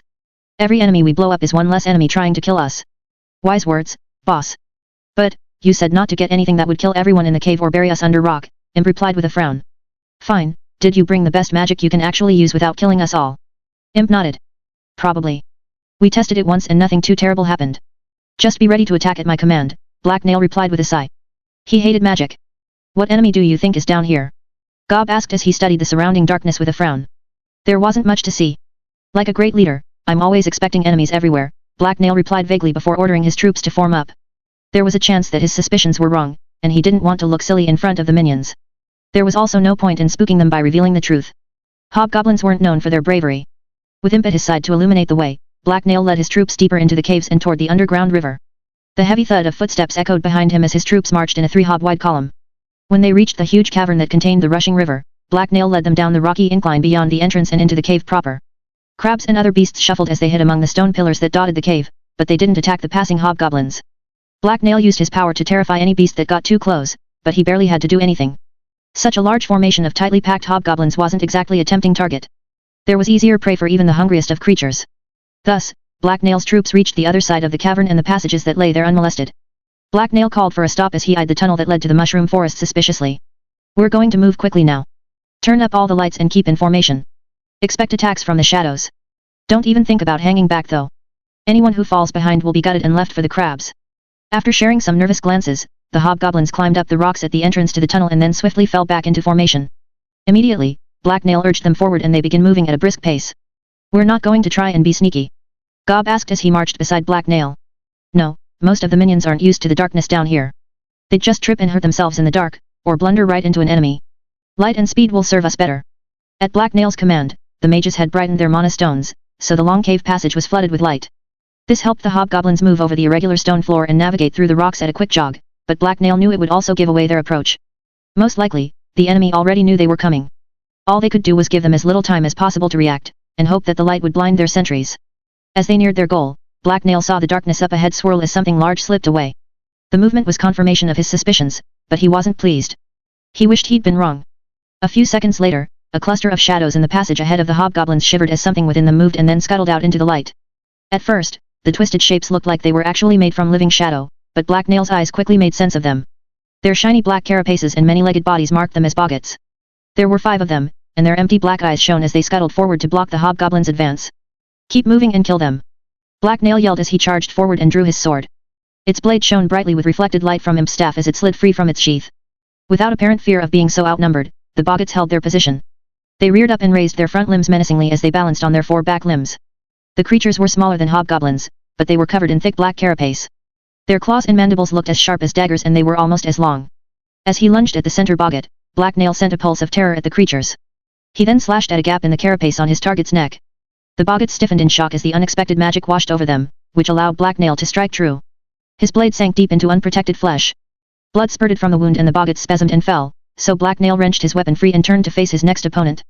The first rank of Black Nail's minions joined the fight, just as he struck at his second target. Unfortunately, this time his blade was deflected by a thickly armored forearm. The power of the blow did knock the boggot off balance though, so Black Nail kicked his opponent in the side, and then tried to stab it in the face. It was time to stomp some creepy bugs. The 5 boggots had formed a tight line that blocked the way forward, but with one of them already down, the charging hobgoblins easily managed to draw the creatures out and flank each boggot. The creatures were tough and difficult to hurt, but as they'd been trained, the hobgoblins didn't fight fair. They worked together to surround and harass the boggots until one of them could get in a killing blow. Feeling proud of his minions' skill, Black Nail helped. He quickly finished off his second opponent and then moved to help his minions kill a third. By that time, the other boggots were down as well. The fight ended up lasting only around a minute. That wasn't so hard, a hobgoblin warrior remarked as he kicked a dead boggot. Keep moving. These boggots were just buying time for the others, Black Nail remarked as he began running again. The others? Gob asked. Yep, it's the only thing that makes sense. Black Nail's minions quickly hurried after their leader, although their formation was much rougher looking now. Still, it only took them a few moments to reach the entrance to their destination. Sword still out, Black Nail slowed for a moment to let him catch up, and then they stepped into the next cave together. Instantly, the light from the glowing crystal that was atop Imp's staff shone out into the cavern before the hobgoblins. It was a huge chamber that you could fit a village in, and it was full of all different sorts and colors of mushrooms. The tall fungus formed something very like a forest, and it blocked Black Nail's vision in several directions, but he could see enough. The mushroom forest had changed noticeably since his last visit. A dozen stumps jutted up from the dark soil that covered the ground where entire mushrooms had been removed, and there were dark shapes running around everywhere. Boggots. Behind Black Nail, the hobgoblin troops were hesitating and getting stuck in the entrance, so he took a moment to order his troops forward and back into formation. That done, he turned back to study the enemy. There were a lot of them running around in every direction, although it was hard to count them as they darted around through the darkness. There were dozens anyway. For now, they looked unorganized, but that wouldn't last. Every time he'd met them, Boggots had shown themselves to be very social and smarter than normal beasts. He needed to pick off as many of them as possible before they could rally. Follow me and kill everything that gets in our way. Black Nail roared before marching toward the forest. The nearby boggots scattered before the hobgoblins, but Black Nail kept his troops together. He was tempted to let them rampage, but he wanted them all nearby until he knew exactly what he was facing. It would be too easy to lose control of the situation if his minions ran into the trees, and boggots unnerved him. The shiny bug things looked and acted far too freaky for his liking. Why couldn't they be as ugly cute as humans? They're all running away, boss, Imp remarked as he held up his light. Suddenly, a loud chorus of buzz-like screams echoed out of the fungal forest, and all the boggots shifted to begin scrambling in that direction. They didn't seem so unorganized now. Black Nail growled and peered into the shifting mess of fungus and shadows that lay in the direction that the sounds had come from. As he watched, a mass of about 30 boggots appeared. It was headed right for the hobgoblins and it was growing as more boggots rushed out of the trees. That's a lot of enemies, Great One, Gob observed. Black Nail grunted sourly. That's why I brought the mages. To blow the bugs up. I'm not planning on fighting fair. He'd had bad luck when it came to fair fights. Just say the word, boss, Imp interjected eagerly. They won't know what hit them. No one will. Before Black Nail could reply to that, he saw something that drew his immediate attention. There were several tall shapes in the middle of the boggot swarm. Most of the boggots were scrambling across the ground on all 6 of their limbs, but these new figures looked to be as tall as hobgoblins, if not taller. That couldn't be good. Black Nail's eyes narrowed. What were they? Ready your magic. I'll give the command to strike when they're too close to run away. I want to squash these bugs, Black Nail told Imp as he studied this new threat. The boggots were closer now, so there were less mushrooms blocking Black Nail's vision. The tall figures were definitely boggots, but larger and with a slightly different shape. They had longer front limbs and a heavier lower body, as if they were built to move on only their 4 back legs. A cold shiver went down Black Nail's spine and the hair on the back of his neck rose as he noticed other differences. These new boggots looked to be bigger than hobgoblins, and they were carrying spears. Tools. Black Nail's most paranoid fantasies had been proven true. Boggots were more than just mere beasts. They were a true threat to his entire tribe. One he couldn't ignore. They had to die. Fire now. Aim at the tall ones, Black Nail told Imp. The enemy mob was only about 20 seconds away now, and there were about 40 normal boggots and 10 large ones in it. That was way more than Black Nail wanted to face head-on. A hobgoblin warrior could take one of the smaller boggots, but probably not 2, or one of the larger version. It depended on how good they were with those spears. Imp barked a quick command and all his assistants hurled monocrystals at the center of the boggot mob. There was no need for slings since they were so close. The crystals fell and vanished into the crowd of shiny black bodies, before exploding with a series of loud booms. Blue light flashed through the shadowy forest. As per Black Nail's instructions, the explosions weren't all that large, but they were more than powerful enough to throw boggots in every direction. The enemy mob stumbled to a sudden halt as it was pummeled by blue magical power. Clods of dark earth and clumps of fungus were also thrown into the air. Most the boggots weren't hit directly, but over a dozen of them went down, including 3 of the big ones. Many of the others were stunned and their swarm now had huge holes in it. Good work, but those just looked like force blasts, but bluer. Do they do something special? Black Nail asked. He loved magic. It was so useful. Imp nodded. Yes, they're from a batch of flawed force crystals that are weaker than usual, create blue light, and taste like fish. That makes them useful for down here though. What? Fish? Black Nail felt like he should ask about that, but he had a charge to lead. It would be stupid to give the enemy time to recover. They weren't finished yet. Charge. Don't leave a single bug alive. Black Nail yelled as he ran at the stunned enemy. They were only about 20 feet away. The other hobgoblin warriors roared and raced after their chieftain. Black Nail lunged forward and cut off a boggot's arm. It squealed in pain as the front rank of hobgoblins slammed into the boggots beside him. Black Nail began slashing at another nearby enemy, but even though it was still partly stunned, it was hard to kill. The stubborn boggot fell back and shielded itself with its arms, which presented Black Nail with an almost solid wall of black armor. After a few more frustrated swings, Black Nail managed to find a gap and kill the boggot, but most his minions were having the same problem. All around him, hobgoblins were slashing at defending boggots. That didn't last long. The boggots quickly recovered and pushed back. The surviving tall warriors pushed the smaller ones away, began stabbing at the hobgoblins with their long spears. The reach of their spears allowed them to strike from behind the front rank of smaller boggots. It was an effective maneuver, and several hobgoblins fell back with bleeding wounds. The hobgoblins' advance ground to a halt before the wall of black armor, and the fighting grew bloody and brutal. The smaller boggots were more than just tough. If a hobgoblin dropped his guard, they would leap forward and try to rip their opponent's green flesh apart with their razor-sharp claws and mandibles. Several hobgoblins went down this way.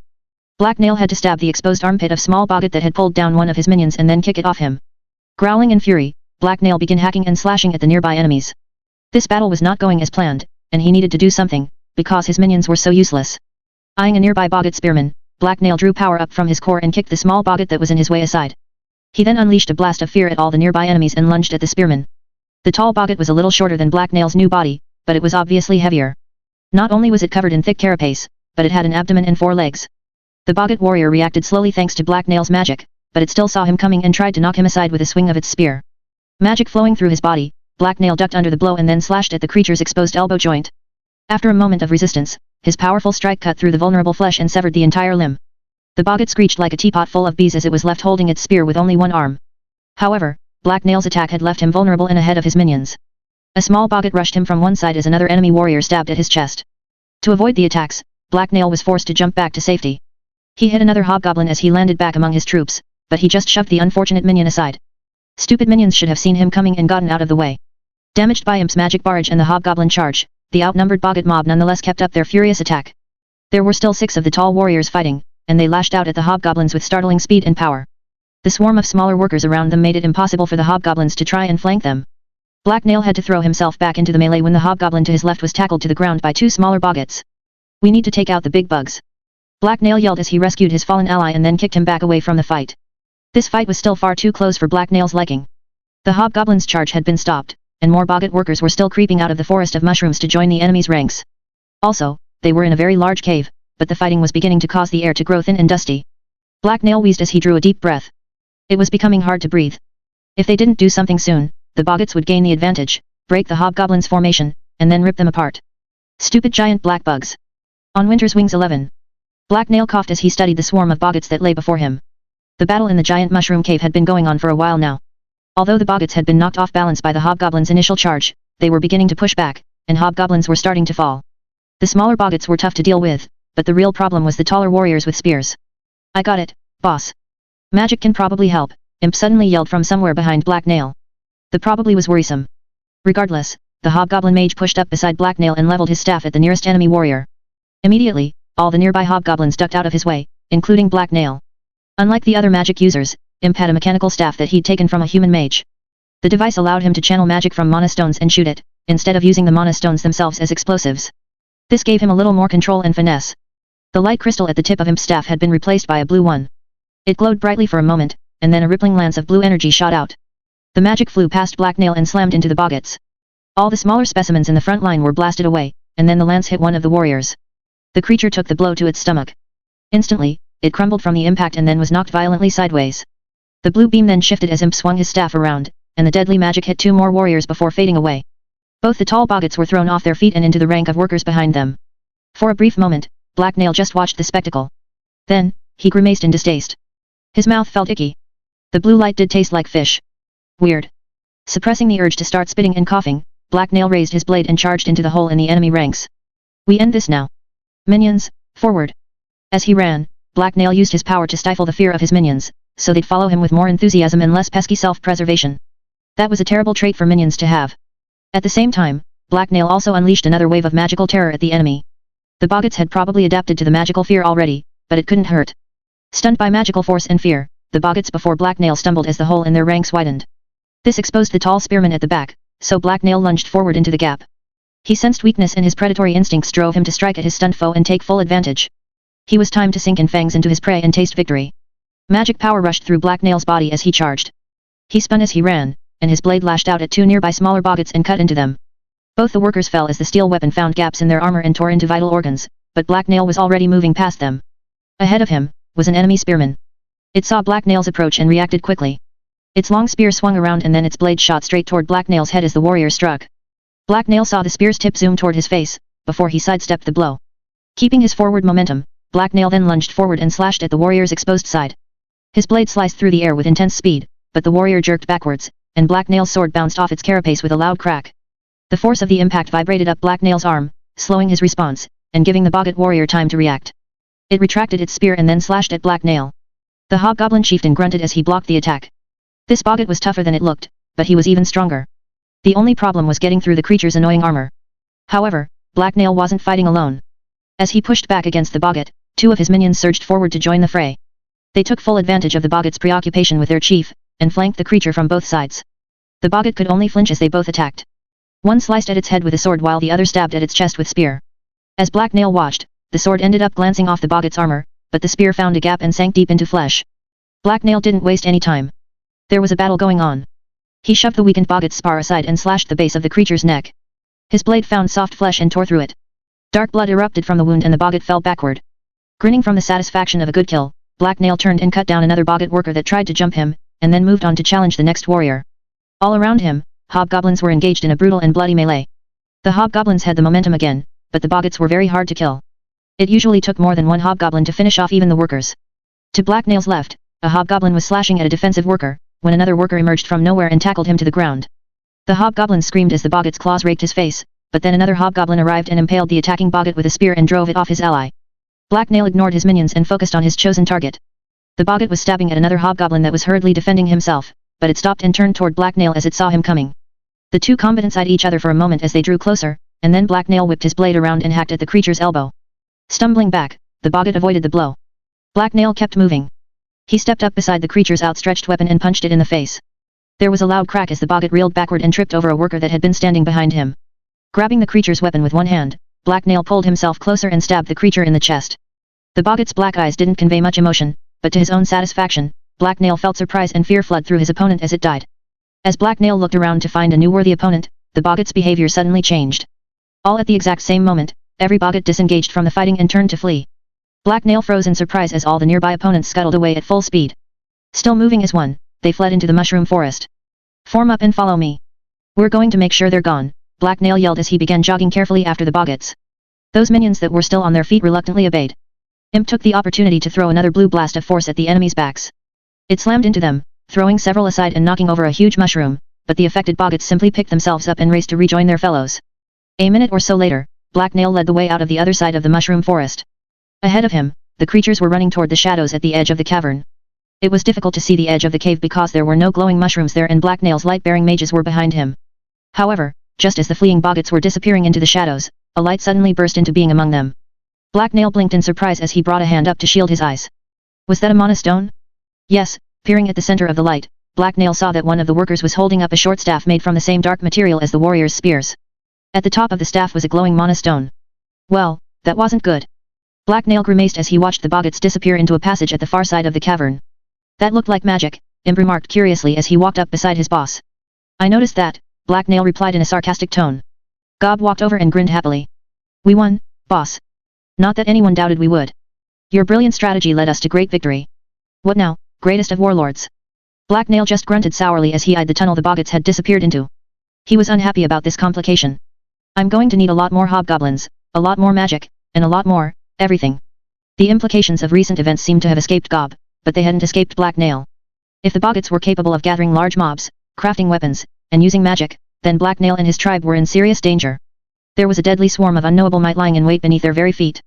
One that could match almost every trick they had. That was bad. The only real advantage the hobgoblins had was Black Nail's own incredible genius and leadership, but even Black Nail wasn't completely perfect. He knew he'd fallen into a pattern recently and become far too dependent on magical barrages. If he wanted to survive, Black Nail was going to have to come up with some completely new tricks for his minions to use in combat. Even when properly trained, hobgoblin infantry and bandit riffraff just weren't tough enough to go head-to-head with all of Black Nail's enemies. Stupid useless minions. Frowning thoughtfully, Black Nail wandered over to examine the corpses of the defeated boggarts. Piles of them littered the ground. The dark soil around them had been torn up by both feet and explosions, and there was also the occasional dead hobgoblin. Black Nail's forces had suffered a dozen fatalities and twice that many injuries. It had been far from a bloodless victory. So annoying. Black Nail was supposed to be building his forces, not losing them. At least the corpses of the boggart warriors were interesting. The creatures looked dangerous even in death. They sure were big, and their claws looked like they could do nasty things to goblin flesh. Also, their solid black eyes had no pupils and reflected the light, making it seem like they were still watching their surroundings. It was creepy, but Black Nail pretended not to care. He walked over and kicked one of the dead warriors. That made him look tough, and the corpse's lack of reaction also reassured him that it was really dead. After poking the dead warrior in front of him and stabbing it in the chest once just to be sure, Black Nail's gaze fell upon the creature's fallen spear. Excited at the unexpected opportunity for some looting, he grinned as he picked it up to examine. What he saw surprised him. The spear was made from a single smooth piece. Had it been carved from a branch or something? Black Nail moved closer to Imp's light and ran his finger along the spear's blade. No, it was way too sharp and strong to be wood, and it was the wrong color. Too black. Wait, was the spear made from a carved piece of boggart carapace or bone? Was that possible? Black Nail frowned as he sniffed the weapon. It smelled like boggart, which wasn't a surprise. Also, the smell and feel of the weapon reminded him of something else. Right. It was very similar to one of his bows. The one he'd gotten as a gift from Cedar in Dagger Point. It had come from some hooded man at a stall. What was the connection there? Black Nail had no idea, so he made a mental note to show the weapon to Geralt later. Hopefully, he wouldn't forget. Now that the battle was over, and the mushroom forest was secure, Black Nail had him collapse the tunnel the Boggats had fled into with a blast of his staff. That probably wouldn't keep them out for long, but it would give Black Nail some time to prepare. It was obvious he was going to have to tighten the security of the tunnels beneath Iron Break even more. Unless Black Nail was very mistaken, a full-on invasion of Boggats with magical support could start at any time, especially now that he'd smacked the dumb bugs around. They were probably mad. Black Nail wished he hadn't sent so many of his troops away now. Recalling them now would be slow and dangerous. Some exploration of the mushroom cave revealed a large pool of water in the center of the chamber. As Black Nail studied it, wispy streams of white vapor rose up from the water and floated away. The water was warm to the touch, although not quite hot. Obviously, the heat and moisture from this pool was what allowed all the mushrooms to grow so large. Black Nail also found another tunnel leading off into unknown depths. However, it looked too narrow for the larger Boggats to slip through, so he had some rocks piled up to block it and then moved on. By the time Black Nail and his minions returned to the entrance to the mushroom cave, the trogs had reappeared. The pale critters cautiously emerged from the shadows and approached Black Nail. After a moment of hesitation, they began groveling and bowing again. Black Nail snorted dismissively at their antics. The creatures annoyed him, but they might be useful. They obviously planned on staying in Black Nail's new mushroom forest, which meant they were his minions now. The trogs were weak and stupid, but most of Black Nail's minions were. At least the trogs knew the dark's paths and might make good scouts if they could be trained properly. Black Nail was in desperate need of more information about Boggats, so he'd take what he could get. Also, Black Nail wondered how similar to Goblin's trogs actually were. Gob was standing right next to Black Nail and waiting for orders, so Black Nail gave him some. Make sure the mine workers begin taming these trogs. I want to be able to talk to them, and they should be put to work. They won't be getting free meals anymore. As you command, Lord. Gob replied with a salute. With that done, Black Nail returned to the mines and then made his way back up to the surface. The bright sunlight hurt his eyes as he emerged from the cave, but it still felt great to be back outside. The caves had been very dark and dreary, and the sun felt nice on his face, even if it was brisk outside. Unfortunately, Black Nail didn't have time to take a nap in the sun. There were things that needed to be done and his minions were all too incompetent to do them without him. More troops had to be rounded up and sent down into the mine. Naturally, this meant hunting down a lot of goblins and hobgoblins that would prefer to avoid notice from their superiors and also anything like work. Tracking them down and getting them organized into squads was difficult. Stupid lazy minions. There was also the issue of getting the mine back up and running. Black Nail handled this from the comfort of his mansion's dining hall. As he sat on a chair next to the blazing fireplace, messengers and lieutenants came and went with news. Farrer was in charge of the mine, but all the new underground activity had created a shortage of mages and light stones, so Imp had to be brought in as well. Soon, all the leadership gave Black Nail a headache, but he had to put up with it. There was more that needed done, and no one else to do it. There's also the matter of bad air. With more workers going underground, this will become a bigger problem, even if goblins can usually smell and avoid it, Farrer explained. Black Nail sighed. Having lived in a sewer years ago, he knew quite a bit about bad air and the problems associated with it. What do you suggest? Farrer shrugged. Lots of mushrooms help clean the air, but they also attract nasty critters that bite and sting workers. They also only grow in damp, warm places. A lot of the best mining spots aren't like that. Give me a magical answer, Black Nail said as he turned to face Imp. Imp smiled. We could try blowing up. Black Nail instantly interrupted him. No, something else. Well, if the problem is bad air, I might have something else. When I was working with Evorless a while ago, we accidentally made some green air crystals. How do those work? Black Nail asked curiously. They seem to suck up air as they grow, and then they release it all in one big explosion. Black Nail gave him a stern look. However, with Farrer's help, I might be able to make a device to release small gusts of good air that goblins can breathe. Alright, that sounds about right. If bad air becomes a problem, then you should do that. Do you have any more magics that might help the tribe mine or fight underground? This is very important. I'll study my collection again when I get back to my workshop. Show everything to Farrer. He might see something you don't, Black Nail told the mage. Imp and Farrer were dumb in complementary ways. With that problem solved, Black Nail had his minions focus on the defense of Iron Break. None of them seemed to consider the Boggats as much of a threat as Black Nail did, but Black Nail was the leader, so he didn't have to put up with their stupid opinions. However, after some discussion, it quickly became apparent that none of them had any good ideas that Black Nail hadn't already thought of. Recalling some troops was the best they could come up with. Black Nail needed some smarter minions. It was a shame that all the humans were at shelter. At least they usually thought differently than hobgoblins. Eventually, Black Nail had Gob summon several messengers so that he could order them out to recall the troops he wanted. However, when the messenger arrived there was a problem. That might be difficult for us to do, greatest of leaders, the lead messenger explained reluctantly. Why?